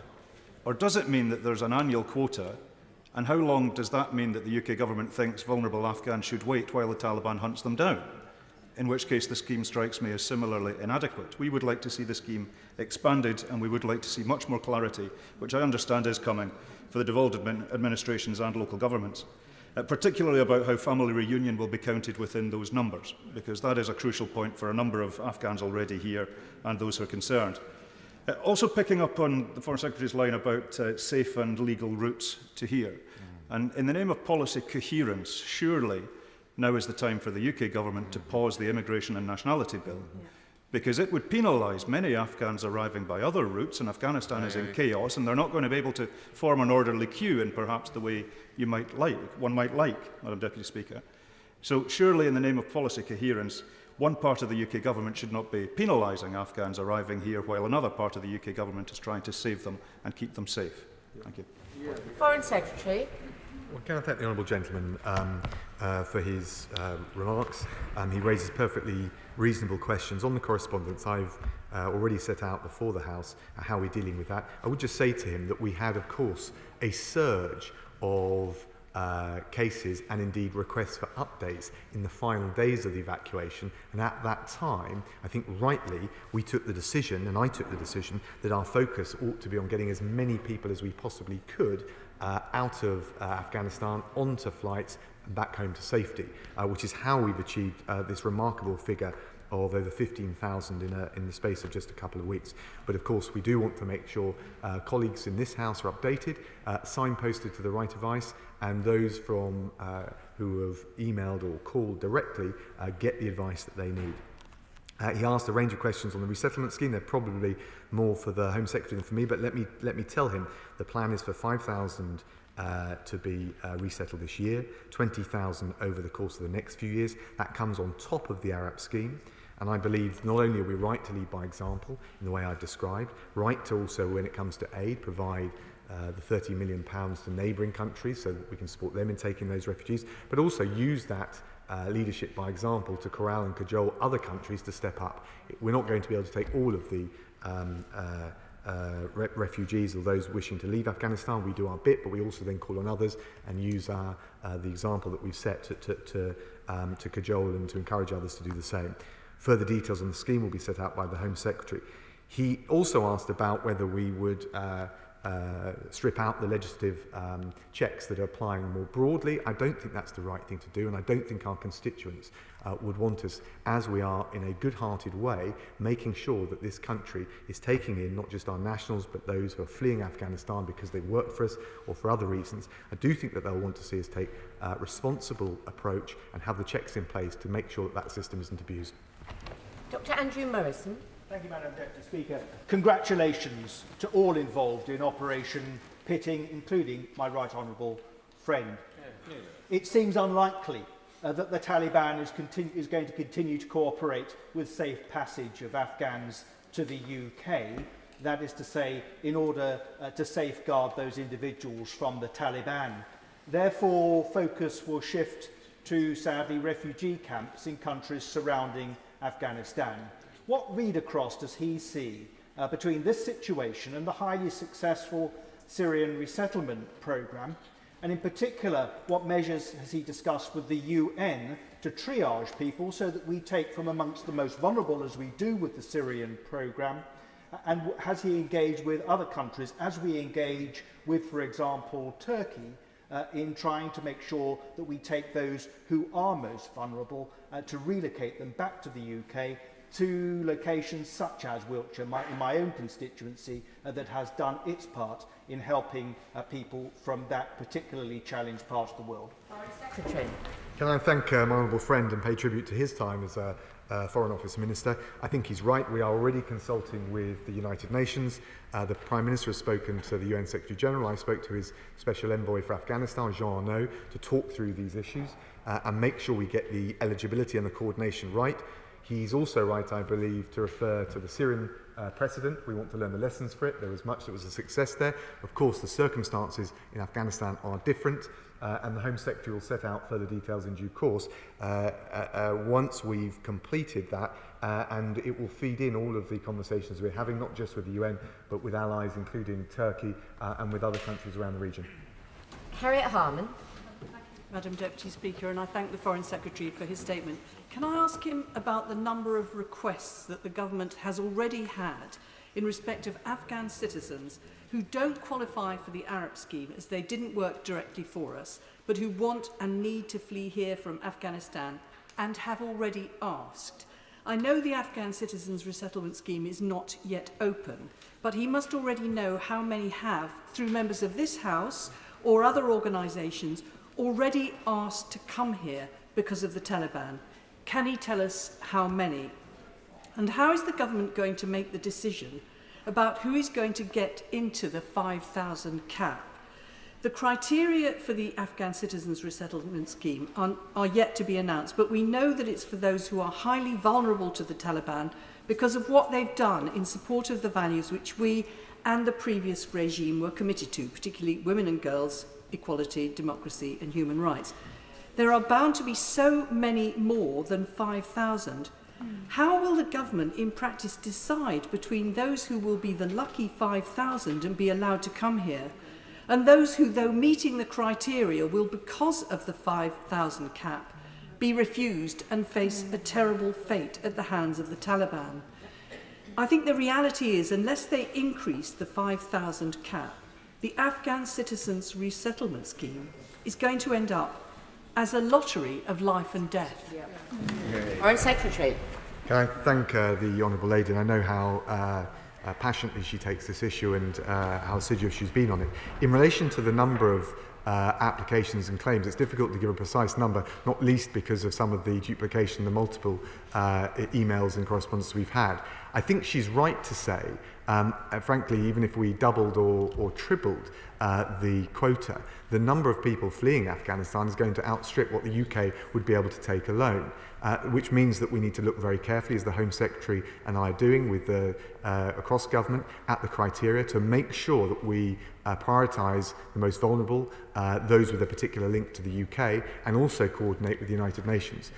Further details will be set out by the Home Secretary. And of course, as I mentioned earlier, this is the UK doing our bit alongside the aid that we're providing, including to support third countries taking refugees. We will not be able to, the UK will not be able to deal with the demand alone. Of course we wouldn't do so. What we do by showing this action and this leadership is help corral and cajole other countries to follow suit. And that is the way we'll have a comprehensive and effective response to the Afghanistan situation. Order. I do want to try to get everybody in, but we need to finish this statement by about 10 to 6, so if colleagues could bear that in mind. Alyssa Kearns. Mr. Speaker, the Taliban want cash, international recognition and propaganda coups. I'm greatly concerned by the International Director of Travel towards recognising them. So will he reassure me that we're doing all we can to stop colleagues, other partner countries from doing so, stop them from giving them any cash, and will he consider using the conflict sector to set up an international mechanism for atrocity management to make sure that we know exactly what is happening on the ground, we are monitoring it and we can reveal them for who they truly are internationally around the world? Foreign Secretary. Can I thank my honourable friend? First of all, she's right about holding them to account, particularly in relation to human rights and the approach they take to women and girls. Getting access to on the ground is obviously the main challenge. That's why we need to see, as well as the humanitarian access, first of all to provide that lifeline, but also to give us the information that she described. On recognition, we will not recognise the Taliban. In fact, the UK government doesn't recognise governments as distinct from states. What we've said and what we're encouraging our allies and partners around the region to do is set some early tests for engagement with the Taliban on safe passage, on a permissive environment for humanitarian groups operating on the ground in Afghanistan, and on their commitment never to allow Afghanistan to be used as a safe haven for terrorism. If they follow through on those and they show that they can be a constructive partner, albeit at a different level of expectation than we would have with our more like-minded countries, then we can see what that can develop into. It is important to engage without bestowing legitimacy on the Taliban regime. Dame Diana Johnson. Thank you, Madam Deputy Speaker. The Foreign Secretary said in his opening remarks, we must prevent Afghanistan from ever becoming a haven for terrorist groups. Of course, we all agree with that. I just wondered if the Foreign Secretary agreed with what the Prime Minister has just said to the House, though, when he talked about the Taliban cracking down on terrorism. Is that a credible statement from our Prime Minister? Foreign Secretary. Well, to say to the Honourable Lady that there's clearly a difference between the Taliban and groups like ISIS-K or Al-Qaeda, and indeed there is suspicion, but I wouldn't say more than that, that at the Abbey Gate attack that is from ISIS-K, the part of the intention was to target the Taliban. So clearly the Taliban, if it wants to be an effective administration of some sort, if it wants to avoid all of the disastrous mistakes made previously, they will have to live up to the assurances that they've made to avoid Afghanistan becoming a harbour or safe haven for terrorism. Now, I share the measure of scepticism that she described, but I think it is right for the international community, as we did with the UN Security Council resolution last week, to hold the Taliban to those commitments and test quite what the level of engagement can produce in terms of constructive results. Crispin Blunt. The inclusion in the Prime Minister's statement of sexuality as an identified risk for Afghans who need rescue. My right honourable friend made a direction around this early in the crisis, and I will report to the Foreign Affairs Committee in evidence about how that went thereafter, which was, I'm afraid, unsatisfactory. However, I would particularly like to ask my right honourable friend whether he agrees that unlimited objectives, as we set ourselves in Afghanistan when this exercise began, with only limited means, is always going to run the risk of failure, and that this failure in this case has done awful damage to our values and reinforced the appeal of our enemies. Will he confirm that the Chicago Doctrine, which is one of the roots of this, as well as a willful ignorance of history, will have no part in the values and his understanding of how global Britain is going to operate in future? Secretary. Can I thank my honourable friend and just say, first of all, I know he's raised LGBT rights in relation to the vulnerability of Afghans and the resettlement scheme. I've discussed that directly with the Home Secretary. I understand the importance of that, and we want to make sure that with the details of the resettlement scheme, we cover all of those who are particularly at risk, and I think that group clearly is particularly at risk. He asked about interventionism more generally, I think he will see in the integrated review not just a strategic policy for the United Kingdom for the 21st century, on tech, on trade, on the UK as a force for good, but a very rigorous approach to reconcile ends with means. And I do think he's right to say that there are lessons for that over 20 years in Afghanistan. Madam Kaiser Javid. Thank you, Madam Deputy Speaker. I welcome the news that last week the Foreign Secretary visited Pakistan, a key figure in the region. However, does the Foreign Secretary accept that it's simply unacceptable that he didn't call Shah Mahmood Qureshi, Pakistan's Foreign Minister, in the 6 months before the Taliban takeover, given the UK's overwhelming interests in the region at the time of crisis? Foreign Secretary. Well, can I say to the Honourable Lady, we have an excellent relationship with Pakistan. She's right that on my visit I saw Prime Minister Khan and Foreign Minister Qureshi. The Minister of State, the Noble Lord Ahmed, had visited Pakistan in June. We've made sure, Prime Minister through me, right the way down, we're in constant contact. And of course, the bilateral relationship as well as their relevance and importance on Afghanistan is something very dear to our hearts, and we discussed at length when I was there. Felicity Buchan. Thank you, Madam Deputy Speaker. I would like to sincerely thank the Foreign Office and the Ministry of Defence for their help in evacuating several Kensington-related families. I still do have British nationals with Afghan dependent minor children and spouses in Afghanistan. Can I encourage my right honourable friend to encourage the Home Office to publish the details of the Afghanistan resettlement scheme as quickly as possible so that these families know where they stand? Foreign Secretary. Can I thank my honourable friend? She's absolutely right. Thank you to her also for paying tribute to the cross-Whitehall teams that work so assiduously under immense pressure. Of course, with cases like the one she described, they could be eligible under the nationality criteria, depending on the nature of the dependents, or separately under the resettlement scheme. So the particular circumstances will be relevant and important, but of course we will make sure that the resettlement scheme and the full details are published shortly. Ellie Reeves. Thank you, Madam Deputy Speaker. The government say that the number of British nationals left in Afghanistan are in the low hundreds, but in my constituency alone, I have 11 constituents stuck, including an 18-month-old baby. Many of them witnessed horror at Kabul airport, and fearing the Taliban, they are now petrified and in hiding.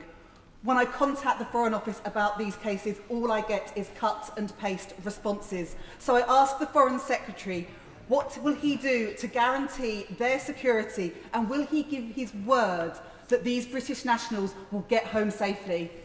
Foreign Secretary. Well, can I thank the Honourable Lady? Of course we're going to do everything we conceivably can. And one of the reasons that we didn't get everyone out is because some were afraid. The conditions on the ground were objectively very challenging. But we are committed, both through our efforts with third countries, but also seeing when and how Kabul Airport can be reopened to make sure, in relation to UK nationals, in relation to the qualifying dependents, in relation to the Afghans that work for us and the other special cases, as well as the resettlement scheme, we do everything we can for her cases, and I'm very happy to continue to support her in that endeavour. Sir Desmond Swain. What succour will he give to the resistance in the Panjshir? Foreign Secretary. Well, we're watching the developments on the ground very carefully, but I think it's fair to say that the Taliban is in control of the vast majority of Afghanistan, and I don't think it is the right thing at the moment to start supporting other groups, notwithstanding our previous role. I think we have to adjust, and I say this to my honourable friend with understanding of his passion, his knowledge about this. We have to adjust to the new reality that we see on the ground. Stuart Hosey. Mr. Speaker, I have to say my blood ran rather cold when the Foreign Secretary suggested that the Home Secretary would have anything to do with helping refugees. However, can I say there are members around this House who have been supporting Afghan nationals to try and get them out of Afghanistan. People who have now burned their documents, deleted electronic records, who've even seen their internet profile and footprint deleted by organisations which they used to work for. So can we have a categoric, cast-iron assurance from the Minister today that no one entitled to support to leave when the routes are open will ever be turned away for the absence of a piece of paper or an electronic record. Well, I just say to the honourable gentleman, I don't think the Home Secretary or I, both the children of refugees, need to be lectured on the subject by him in the terms and the tone that he described. And we'll do everything we can to get those eligible home, but we're not going to dispense with the basic checks that we need. He calls it a piece of paper, but the basic checks we need to make sure we keep this country safe from those who aren't eligible and will put our safety at risk. Ruth Edwards. Madam Deputy Speaker. The Taliban's values may not have changed, but their use of technology has. What assessment has the government made of ways in which the Taliban may be using technologies like social media to track opponents and to spread disinformation? And how can we work with our allies and with social media companies to counter this? Foreign Secretary. Can I thank the Honourable Lady? I'm not going to go into too much of the operational details, but I think it is fair to say that the new iteration of the Taliban is a more sophisticated operator in many different ways, not just the comms that they're engaged in, but also their ability to use technology. And I think that, at least at one level, could have a positive effect, but it also has and creates new risks and threats, and we will monitor that very carefully with our allies. Clive Efford. I pay tribute to everyone who worked on the airlift from the 15th of August. We had 18 months' notice that this situation would come about. And I have to say to the Foreign Secretary that the organisation here, for us, raising cases on behalf of our constituents was nothing short of chaotic. Yes. The different phone numbers, the lack of information, lack of feedback, we still don't even know whether anything that we wrote and passed in on behalf of our constituents had any effect whatsoever. And the Foreign Secretary has said that the work to get people to safety started long before the 15th of August, and he said that 500 UK nationals got out. That doesn't sound many. So what of those people who we had an obligation to, who were in Afghanistan, who are Afghanistan nationals who work with our government? How many of those did we get out before the 15th of August? Foreign Secretary. Can I thank the honourable gentleman? I mean, he issues a fair challenge, but I'm afraid there is an equally fair and reasonable answer to that. We have standing evacuation plans in place for all high-risk embassies. Our central assessment, as I've made clear before, although we considered all eventualities, was that there would be a slow deterioration in security from the end of August after NATO troops are withdrawn. So from April, I was very focused in the run-up to our June G7 summit on securing the US assurances to allow us to shift our embassy from the green zone to the airport. He asked about what we were doing before in the months that preceded the evacuation. From April, we speeded up the relocation of former Afghan staff under the ARAP programme from April onwards, relocating, in answer to his question, nearly 2,000 in that period. We changed our advice in April and then again in later on. So from April, we've been very clear advising British nationals to consider leaving Afghanistan. Our timing, I think by way of international comparator, was in sync with what our NATO allies were doing. And of course, I would also point out that commercial flights were running up until the 14th of August. So no one, not even the Taliban, I think had expected them to gain ground as rapidly as they did. I think that's the view amongst NATO allies. It was certainly also the view of regional partners when I was in the region, Qatar and Pakistan last week. Richard Graham. Settlement of the Afghan families of British citizens and those with the right to remain here. How confident is my right honourable friend that agreement will be reached with the Taliban and other governments of neighbouring countries, including Pakistan, so that those needing to cross the border won't be prevented on the one side or turned away on the other? Will that include Iran for those who have already crossed the border at Herat? And when does he expect that the processes and resources will be in place so that we can update constituents? Thank you. Can I thank my honourable friend? I mean, on my last update, but it's changing, it's very fluid, I think all of the borders have been closed with the exception of Iran. So let's be very clear. When I was in Pakistan, the border with Afghanistan had been closed. So this is going to be a challenge. And what we want to do is make sure that we've got arrangements in place, that the willingness and the ability to process British cases, whether they're nationals or Arab eligible cases, will be seen by those third countries as taking some of the burden off them. At the same time, of course, it would be much more straightforward if the airport at Kabul could be made up and running. But there are not just technical capacity issues with that, there's clearly the security situation on the ground. So we're alive to all of these risks, we're working all of them through, including with our allies, and that's why I was in the region last week. Leila Moran. Deputy Speaker, about 10 days ago I met with Oxford's Hazara community. And one described how they had paid exorbitant amounts of money to human traffickers for their family to get to the Pakistan border and then get over the border itself. They had been turned away because they weren't of the right tribe.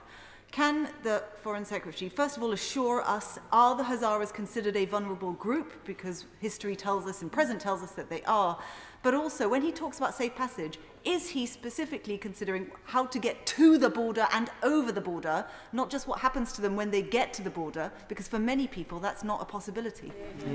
Foreign Secretary. Can I thank the Honourable Lady? She's absolutely right that ethnic groups, the Saris and others, would be considered as part of the eligibility in the same way as LGBT. But effectively, what we're looking at is risk.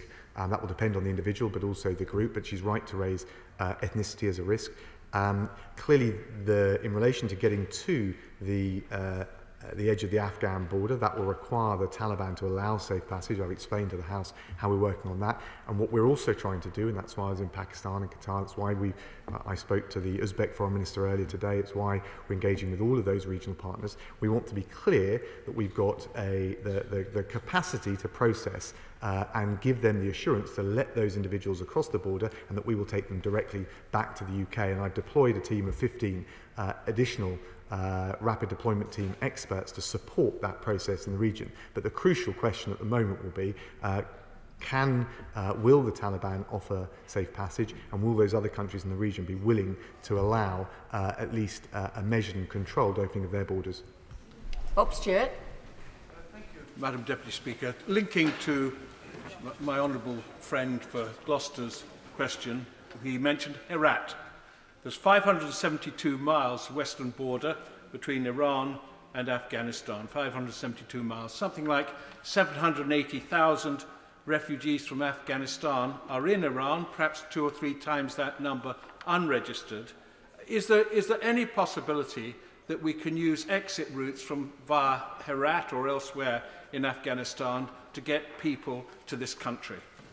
Foreign Secretary. Can I thank my honourable friend, and I know from his time in active service how much first-hand experience he's got of these matters. Of course, the relationship with the new government of Iran remains one that will have to be tested. But I can tell him that both on the JCPOA and more broadly, I had a consistent and constructive dialogue with the previous Foreign Minister, and we will see, and I certainly remain open to continuing that with his successor, which would allow us to address these wider issues, which I think will be in Iran's interest as well as obviously the UK and other countries. Dr. Lisa Cameron. Many thanks, Madam Deputy Speaker. As Chair of the Disability All-Party Parliamentary Group, I've been receiving concerns from people across the United Kingdom regarding the vulnerability of people with disabilities at risk who can't get to safety in Afghanistan and can't get to the airport, particularly those who are part of ethnic minority groups or religious groups such as Christians. So will the Foreign Secretary link with the Disability All-Party Parliamentary Group to make sure that the resettlement programme is inclusive for the most vulnerable and that those with disabilities are never left behind? Foreign Secretary. Can I thank the Honourable Lady and thank her for the work that she and the APPG are doing? I think she raises a really important point. It's a very practical point, but will only exacerbate the fear and the anxiety of those, particularly if they're disabled from an ethnic minority that she described. I would urge her to send me and the Home Secretary any papers or recommendations that the APPG has. Given the way in which the Taliban has taken a lot of NATO equipment to strengthen their hold on the country, how could we send aid in without the Taliban using or abusing that for their own purposes? Can I thank my right honourable friend? We will not give aid to the Taliban, and I think the Taliban has a choice and a set of decisions that it's got to make about whether it wants to preside over the wholesale economic and social collapse of the fabric of the country. If not, it's going to have to give certain assurances. I think that will particularly apply in relation to the permissive environment that we would need for aid agencies in order to continue our aid. So again, it falls within the category of early tests for the Taliban, and that's why we'll engage with them without recognising them. Ruth Cadbury. Thank you, Madam Deputy Speaker. And I also had constituents who couldn't get to the Baron Hotel as a result of illness and disability. And on Saturday it was reported that British citizens seeking to flee into Uzbekistan were not able to cross the border, while citizens of other states, such as Germany, were able to do so. So what steps will the government take to ensure that British nationals and Afghans eligible for support here are able to safely cross borders and get into safety? Can I thank the Honourable Lady? I think it's not quite right what she said about the German case, and my understanding is that there was a previous German case that was allowed onward passage, but the border has been closed. I spoke to the Uzbek Foreign Minister earlier today, as I have been with the foreign ministers around the region, to, as we've done in Pakistan, try and set up a workable system. So if British nationals or Afghan workers, or indeed other cases that we are willing to take and we can give that undertaking, they can be allowed into Uzbekistan for onward passage to the UK. So we're doing everything we can to make sure that that's possible. Angela Richardson. The positive impact of 20 years of education for millions of girls and young women in Afghanistan has changed countless lives for the better. Can my right honourable friend confirm the government will be using every tool at its disposal to place pressure on the Taliban and protect the progress made on the rights of women and girls? Foreign Secretary. Can I thank my honourable friend? British aid allowed 10 million more children to get access to a decent education over that last 20 years. 4 out of 10 of them were young girls who would have never seen a school but otherwise. I think that is absolutely one of the crucial social gains that we need to try and consolidate and avoid being rolled back.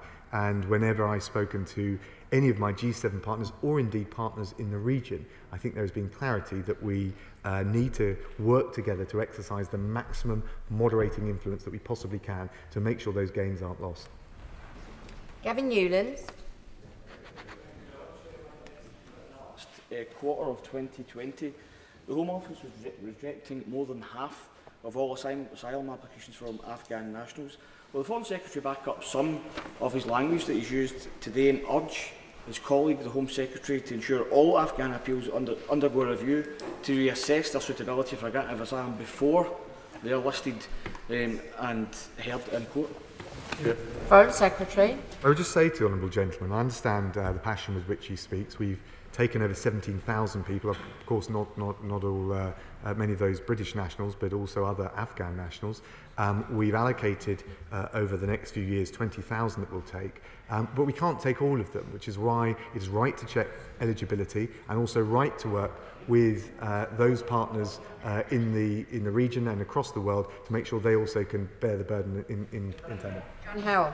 Thank you, Madam Deputy Speaker. My friend might like to note that the Council of Europe will be debating Afghanistan in a matter of weeks, but I wonder whether he has seen the pictures that appeared today of musical instruments that have been smashed by the Taliban, who have banned Western music. And can I encourage him to take a special interest in girls and women, particularly those of the Afghan Women's Orchestra, who are threatened by the Taliban at the moment? Foreign Secretary. Can I thank my honourable friend, pay tribute to the work he's doing in the Council of Europe and for highlighting cases like that. We are clearly going to face challenging times. We need to adjust our thinking to the new reality, but of course we'll do everything we can to protect the gains and preserve the gains, including in relation to girls' education, but also wider social activity, including music. Andrew Gwynn. Thank you, Madam Deputy Speaker. Earlier, the Prime Minister said to the House, tell them that this country and the Western world were protected from Al-Qaeda in Afghanistan throughout this period. And the Foreign Secretary furthered that by saying, first, we must prevent Afghanistan from ever again becoming a haven for terrorist groups.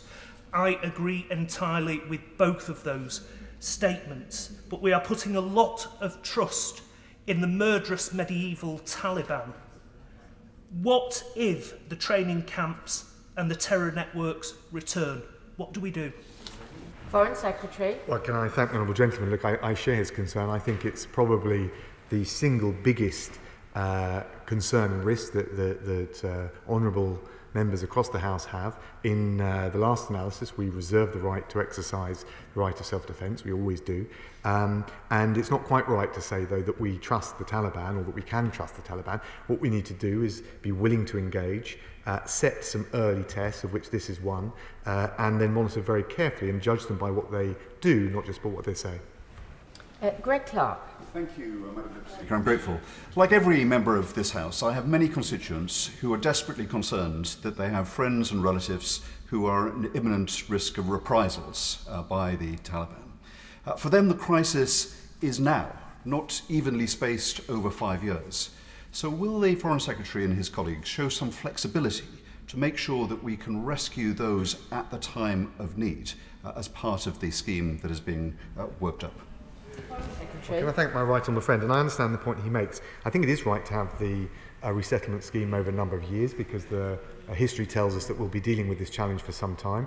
But we have, and I would say, also catered and addressed the immediate short term. We've got over 17,000 people out. That includes around 500 special cases, which includes achieving scholars, female judges, female rights activists, journalists and many others. So we're trying to get the right balance between a sustainable long-term strategy but also dealing with those who are fleeing persecution immediately. Alison Thulis. Thank you very much, Madam Deputy Speaker. Many of my constituents' families are still facing difficulties in getting out, including a family of a 17-year-old constituent who made it to the Visa Application Centre in Islamabad only to find that part of their family reunion paperwork has been lost by officials. Others are awaiting DNA tests and TB paperwork. Can I ask what's he going to do to address this paperwork issue? And can I have a meeting urgently to discuss the other 85 cases and over 100 Afghans that my office is supporting? Foreign Secretary. Can I thank the Honourable Lady? That's one of the reasons I went to Islamabad. I talked to the High Commission team that is dealing with and supporting those applications and those cases. We are trying to work through them as assiduously as we can. If she has examples of cases where she feels that they haven't been handled properly, she should send them to me, and I or Lord Ahmed will be very happy to sit down with her. Holly Mumby-Croft. Madam Deputy Speaker, can I thank my honourable friend for the work he is doing and for the work that his team are continuing to do? Can he give any further detail on his assessment of the time frame we may be looking at to help those British nationals still stuck in Kabul? I appreciate it's incredibly difficult, but if he could give a time frame at all. Foreign Secretary. Can I thank the Honourable Lady and appreciate what she said? The reality is it will depend on two factors. One is, first of all, is the ability to get Kabul airport up and running. That would in many ways be the most straightforward, because particularly engaged with the Qataris, we could not only get easier and more direct access out of the country, but we can look at what possible pre-checks that we can do as well to check eligibility and things like that. If not, then the alternative is third countries. As you'll imagine, a lot of the third countries are very anxious at the moment about a potential exodus. So we need to make sure that we approach them with a view to supporting them to take those cases that would come to the UK.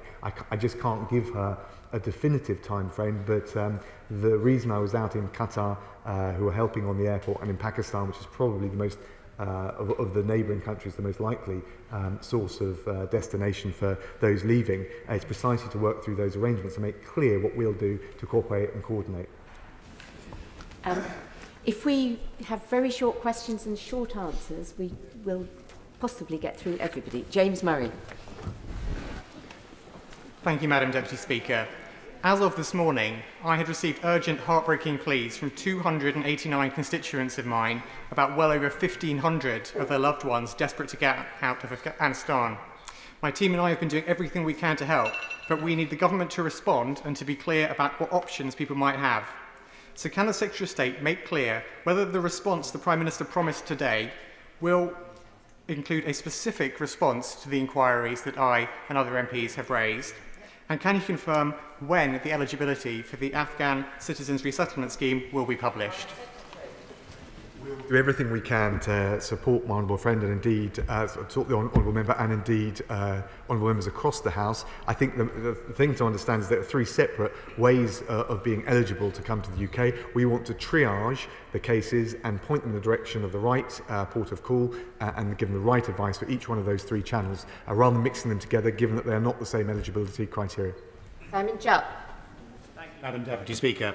Does the Foreign Secretary agree with me that it's strange to hear the Labour Party criticise the government for unnecessary withdrawal from Afghanistan when the Shadow Foreign Secretary said that the mission had outlived its usefulness only in July? It's supposed to be the Foreign Secretary. Honourable friend makes a good point, the truth is, throughout this crisis, we've had a litany of critique without really very serious or credible suggestions for doing anything alternative. But the reality is also, I want to recognise that beyond the Labour front bench, there are honourable members across the House who've got very legitimate and genuine concerns, and we're doing everything we can to support those. Farron. Does the Foreign Secretary believe he will be more persuasive in his attempts to persuade the neighbouring countries of Afghanistan to keep, or indeed make sure their borders are open to refugees, if our country took more than a desultory 5,000 as a limit and saw that as a minimum number of refugees we would take rather than a maximum? True. Well, I'd just say to the honourable gentleman, I understand the point he makes, but I think there's no country proportionately doing more. If you take not only what we're doing on the resettlement scheme, but the 17,000 that have come back to the UK, the 30 million that I announced at the end of last week to support those third countries. And I think it's right that we do our bit, but I also think it's right, and I have to say this to him, as a matter of policy, as a matter of moral responsibility, to try and allow refugees to be settled closer to their home so that in the future they may be able to return back. Henry Smith. Thank you, Madam Deputy Speaker. What assessment has my right honourable friend made of China's growing involvement in Afghanistan, the geopolitical consequences and the United Kingdom's response to that? Well, can I thank my honourable friend? I spoke to my counterpart, Foreign Minister Wang Yi, and I will speak to him again in the near future. There's a lot of talk about how China wants to rush in and fill the vacuum in Afghanistan. I have to say, I'm not entirely convinced that they do want to bear the entirety of the burden, whether it's the security and the terrorist burden or the financial burden of a country in such a precarious, fragile position. So whilst we have many areas where it is challenging with China, actually this is something where there are some commonalities of views and interests. And I think in a situation like this, whether it's China or whether it's other countries in the region, we need to try and work together, because we're much, much more likely, if we do so, to exercise maximum moderating influence on the Taliban, and that's what will yield results. Asfal Khan. Thank you, Madam Deputy Speaker. With the Taliban takeover, many of my constituents are Hazara Shia and fear their family's safety. There's also a minority Uyghur community in Afghanistan who are in hiding, scared that they will be handed over to China. So what steps is the Foreign Secretary taking to protect these minorities? Foreign Secretary. Can I thank the honourable gentleman, and I think he raised a very real issue. As I've already said to the House, we'll make sure that vulnerability based on ethnicity will be considered in the resettlement scheme. And it's crucial if you, and I refer to the G7 paper that the UK has put forward, one of the things that we will have to judge the Taliban on, one of the early tests will be, is it serious about being a more inclusive government? And that will mean human rights, obviously in relation to women, but also its treatment of ethnic minorities. David Simmons.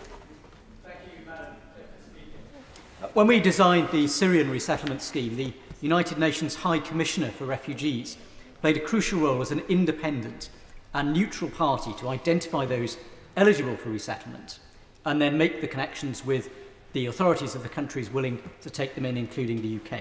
So may I ask my right honourable friend what discussions have taken place between the government and the United Nations High Commissioner for Refugees about doing this work, and if it is his view that the UNHCR is not going to be able to undertake that in this different situation, who does he feel is best placed to undertake that key role? Secretary.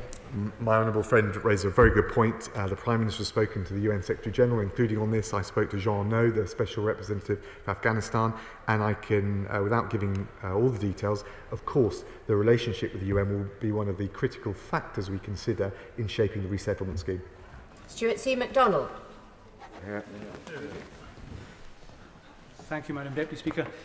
The Government's Borders Bill would see hundreds and possibly thousands of Afghan asylum seekers arriving into this country in the months ahead, prosecuted in criminal courts and imprisoned for up to 4 years. How can the Foreign Secretary possibly justify that proposal? Yeah. Foreign Secretary. Well, I'd just say to the honourable gentleman, we want to be a safe haven for those fleeing persecution, but we also want to encourage people to take legal and lawful routes. That's why we set them out. We don't want to encourage the kind of situation that we see across the channel. We want to make sure people come through the right channels, and I think that's the right balanced approach, and I think that's what our constituents will expect. Mike Wood. Thank you, Madam Deputy Speaker. Whilst the Taliban's PR skills seem to have improved over the past 20 years, it's not yet clear that they're any less evil or oppressive with the new regime. Does the Foreign Secretary agree that there should not be any question of either Britain or our international partners recognising the Taliban government until we can be sure that they will meet their commitments on human rights, on terrorism and on humanitarian access? Honourable friend, I think nails it. We don't intend to recognise the Taliban. The UK government doesn't, as a matter of practice, recognise governance, and the reason we don't do that is it allows us to engage and measure and calibrate our level of engagement based on what the authorities do, not just by what they say. I think the issues and the tests that he identified were the right ones, and we'll be watching very carefully what it does in the weeks and months ahead. I would just say that there is some evidence, whilst my scepticism is quite deep, but there is some evidence in relation to the engagement that we had on the ground in relation to the airport, that it is possible to have a rational, constructive engagement and be able to test whether they will keep their word. That was an early test. The ones that he described will be the next ones that we'll have to face. Kirsten Oswald. Thank you, Madam Deputy Speaker. The Prime Minister spoke earlier about helping Afghan friends of this country, but having been approached by some concerned constituents and corresponding with the Home Office, the MOD and the Foreign Office, it was extremely difficult to get any clarity about plans for evacuation of British Council employees, former employees and their families. Eventually, I was advised that even current British Council staff are not eligible for early relocation. So can the Foreign Secretary explain this very disappointing decision and what plans are now being put in place to help these Afghan nationals who put their own and their families' lives in danger by supporting the British Council over the past 20 years? Yeah. I don't think that's quite right. We have been willing to look at British Council cases. Of course, it depends on the level of association, but more generally, if she's got particular examples where she thinks that that has not been done, she should write to me and I will look at them personally. Mark Pawsey. Thank you, Madam Deputy Speaker. I wonder if the Home Secretary could say a little bit more about his assessment of the characteristics of the Taliban and agree that one feature they have demonstrated is extraordinary patience over 20 years, and that if, as some had called for, the occupation by Allied forces had remained for longer, the Taliban would have simply waited that extra time before making their move for power. Foreign Secretary. Can I thank my honourable friend? I think it's difficult to assess and to judge that with any precision, but one thing is clear, that they are proved a very effective force militarily. The question will be is whether they can turn that into governing Afghanistan, not just in a way that's more inclusive and more moderate, but also do they have the technical skills, the actual capacity? What would it be to form a budget? Can they get the airport up and running? And actually I think some of these bread and butter issues, away from the polemics of whether the Taliban has had some wholesale Dynasty conversion, I think is going to be one of the really important tests in the weeks ahead. The Taliban at a political level are currently engaged in the process of formation of the government, and we'll be looking very carefully at the character and the composition of what is announced in due course. Jonathan Edwards. Diolch, Madam Deputy Speaker. What engagement will be undertaken with regional multi-state security collaboration such as the Shanghai Cooperation and the Collective Security Organisation, whose members all have an interest in checking international terror groups based in Afghanistan? Foreign Secretary. I thank the honourable gentleman. That's probably more the Home Secretary's domain than mine, but we will of course want to assess very carefully with all of our key partners and all of the sources at our disposal the nature of the security threat, and it's something that we're monitoring in real time. Dr. Julian Lewis. How careful is the government going to be before revealing very large numbers of names of people with a claim to come here to the Taliban until we know that they'll assist them in coming here rather than locking them up? Foreign Secretary. Well, my honourable friend makes an excellent point. We're going to have to test this. This is one of the early tests. I would say that in relation to the period of the evacuation, actually, given those numbers that we described, over 17,000 people, huge number of Afghan nationals, the 500 cases, particularly vulnerable Afghans, the journalists, the judges, the achieving scholars, the women's rights activists, suggest that they are able to give an assurance and then keep to it. But the question is whether we can build that into a more steady understanding to deal with the outstanding cases. Janet Davey. Thank you, Madam Deputy Speaker. The Secretary of State has said the Taliban have agreed for British nationals to leave Afghanistan. Does that include eligible immediate family members? Can he confirm what exit routes have been agreed with the Taliban, and can he say some more about the timescales? Days? Are we looking at days, weeks and months? And finally, can he also say more about the economic leverage the government and our allies have over the Taliban? Foreign Secretary. Can I thank the Honourable Lady? In terms of eligibility of dependents, the Taliban hasn't gone into that level of granular detail, but I think if there is a clear case of a British national and we're talking about immediate dependents, we would expect, and so far, certainly through the evacuation, we've been able to include them as well. She asked a series of other questions which are perfectly legitimate. We will have to see when the Taliban is willing to allow, whether it's willing to allow safe passage. At the moment, the challenge is that most of the third countries have blocked their borders. So actually that challenge is coming externally, but for understandable reasons. We're working and willing to engage not just with the Taliban, but all of those countries in the region so that any of our cases that get to that border can be processed. Raymond Chisty. Thank you, Madam Deputy Speaker. Can I first of all thank the Foreign Secretary for all he's done and the statement today. I have a specific question for him. The Prime Minister has said we're looking to set up a contact group. He said a broader coalition. Can I ask this specific question?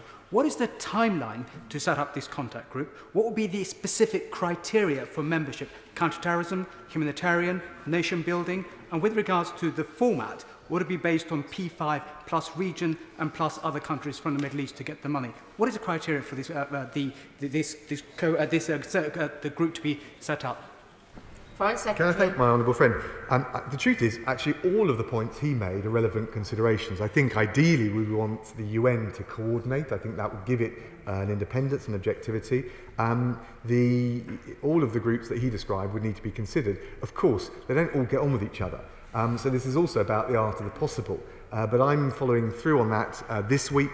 We're trying to establish a core of a P5 consensus, not entirely straightforward, and then we want to consider all of the different regional partners, and they don't all have perfect relationships with each other. So this is partly the factors that he described, but also what is the art of the possible. One thing is clear, Madam Deputy Speaker, is we need a much broader group to be more effective in exercising a moderating influence on the Taliban. Alan Brown. Deputy Speaker. Did his department provide a risk and needs assessment to help the Home Secretary drop the figure of 20,000 being the proper number of people to be resettled? What advice is it providing about identifying the 5,000 most in need to come in the first year? What advice is it providing to the Home Secretary about selecting the next 15,000 that need help, but they don't need help for a few years apparently? And what support are they going to get in intervening years before they're allowed to come to the UK? Foreign Secretary. Can I thank the honourable gentleman? Of course, we are advising and working very closely with the Home Office on the new resettlement scheme, the eligibility criteria in the way he described. I think if we had just said a year one commitment, he would probably be standing there and saying, but what about year 2, year 3, year 4? So I think it's right that we look both at the short term and the medium term, and the Home Secretary will set out full details in due course. Siobhan Bailey. Thank you, Madam Deputy Speaker. People in Stroud were really distressed to see the footage of a baby being handed over to an American soldier at Kabul airport, and we know that there are thousands of orphans stranded in Afghanistan and they're at risk of radicalisation and abuse. Will my right honourable friend confirm that children and orphans are a focus of UK support and say a little bit more about how we're achieving that? Thank you. Foreign Secretary. Can I thank my honourable friend? No one could failed to be moved by the heartrending scenes at Kabul airport, the ones she described and others. We will, of course, look at what we can do in relation to orphans and unaccompanied minors. The real challenge will be getting verifiable details on their parents, whether they're still alive, or whether they're wider members of the family, because in the first instance, and this has been our experience more generally across the Middle East and in war-torn countries, we want to try and see whether it's possible to reunite children with either their parents, if it's possible, and safe to do so, or wider members of their family. Dame Meg Hillier. Thank you, Madam Deputy Speaker. Like many MPs, many of my constituents who are British have family dependents in Afghanistan, and a number are saying they want to go to a third country like Pakistan in order to get them out. I'm advising them to wait until they get advice from the government. But is the Foreign Secretary having serious discussions with the Home Secretary about expediting cases that are already in the system, whether the biometrics and paperwork is already in place, to see if we can get those people through quickly to avoid clogging up the infrastructure in those third countries? Foreign Secretary. The Honourable Lady is absolutely right, and of course if there is a stock of cases which are, if you like, good to go because those checks have already been done, we want to make sure we're ready for the first flights out of Kabul or indeed the first access that we can get via a third country. So that's very much on my mind and the Home Secretary's. Rob Butler. Thank you, Madam Deputy Speaker. Over the past 20 years, and especially in the most recent weeks, the reason we've been able to see and hear so much about what's going on in Afghanistan is thanks to the bravery of many local journalists, especially women who, of course, weren't allowed even to work under the previous Taliban regime. So does my right honourable friend join me in praising them for their courageous work? And can he confirm that those who now feel at risk and need to leave the country are included in the categorisation of special cases? Foreign Secretary. Can I thank my honourable friend, and not only, he's absolutely right in what he said, not only are they included, but of the broadly 500 special cases that have actually been evacuated out of Afghanistan, there was a significant number of journalists, and of course we will continue to process those kinds of cases. Stephen Flynn. Madam Deputy Speaker, thanks to the Chair of the Foreign Affairs Select Committee, we are all, of course, cognisant of the fact that the Foreign Office was acutely aware of the rapidly decreasing situation in Afghanistan in July. Indeed, July 22nd rings a particular bell. Yet despite that, the Foreign Secretary still proceeded to go on his holidays. So can I ask him, when's he going to find a backbone and resign? Foreign Secretary. Yeah, he referred to the risk report that the Management Board received in July. It's a standard monthly report. It goes to senior officials. It didn't contain any novel or new intelligence assessment. What the July document made clear was that our central planning assumption at the time was that the peace process in Afghanistan would probably run for a further 6 months. So we followed all of that advice, whilst at the same time preparing our contingency plans for the evacuation. Chris Law. Ah. Yeah. Brendan O'Hara. Yeah. An easy mistake to make, Madam Deputy Speaker. Spirit Aid, the charity founded by the Scottish actor David Heyman, currently has doctors, teachers and others and their families stranded in Afghanistan. On the 25th of August, the 28th of August and again on the 3rd of September, I contacted the Foreign Office, the Home Office and the MOD. I have no idea if these emails have even been opened. Will he commit to open the email, read the names of the people on those lists, and when will he be in a position to tell me, and more importantly, those terrified people in Afghanistan, where they stand exactly? Yeah. Can I thank the honourable gentleman? As I said, I explained why there was a backlog of emails, partly the surge of new contact that we received in the narrowing window of the evacuation, and the decision consciously to focus on the resource of getting people onto the flights. But as has already been said before the House, we will make sure that we give a response to all of the MPs, honourable members' emails that we've received by close of play today, with the relevant signposting and triaging to the specific department that is processing that type of claim. Munira Wilson. Thank you very much, Madam Deputy Speaker. I have a constituent, a British national, who was left behind when the evacuations ended. The Foreign Office have point blank refused to even take his contact details or name. He's since risked his life to get to the border as instructed, but been refused entry to both Tajikistan and Uzbekistan. whilst watching other foreign nationals freely enter those countries. So could the Foreign Secretary please confirm why it's taken until today to speak to his counterparts in those countries, and when he expects to get an agreement so British nationals can enter those countries to return home? Secretary. I'm afraid she's not quite right about what she said. Most of those countries have closed their borders. We've spoken to all of them, pressing for a third country facility to get any UK nationals or indeed other Arab cases out. They're obviously concerned about encouraging a flow of refugees. If she's had specific problems with the case, please do get in contact with me, and I will, Minister Lord Ahmed will reply to and look personally at that case. Jim Shannon. Thank you, Madam Deputy Speaker. In the last 20 years, Secretary of State, Christianity has grown greatly in Afghanistan. There's been over 200 missionaries who have come from different parts of the world to preach the gospel and have made that very, very clear. Many Afghanis have accepted Christianity as their faith. The fall of government has meant that those Christians across Afghanistan are under great threat. Never has there been a fear just quite like it. Can I ask the Secretary of State what can be done to help Christians in Afghanistan at this particular time to get them out and get them into the free world again? Thank you. Foreign Secretary. Can I thank the honourable gentleman? Of course, those fleeing persecution or in fear of their life because of not just ethnicity but also religious belief will be part of the considerations for the resettlement scheme. And I think more broadly, providing some reassurance to those different communities in Afghanistan is going to be a critical first test for the Taliban. And as the UN Security Council resolution that the United Kingdom pressed for makes clear, we'll be holding the Taliban to those commitments and assurances that they've made.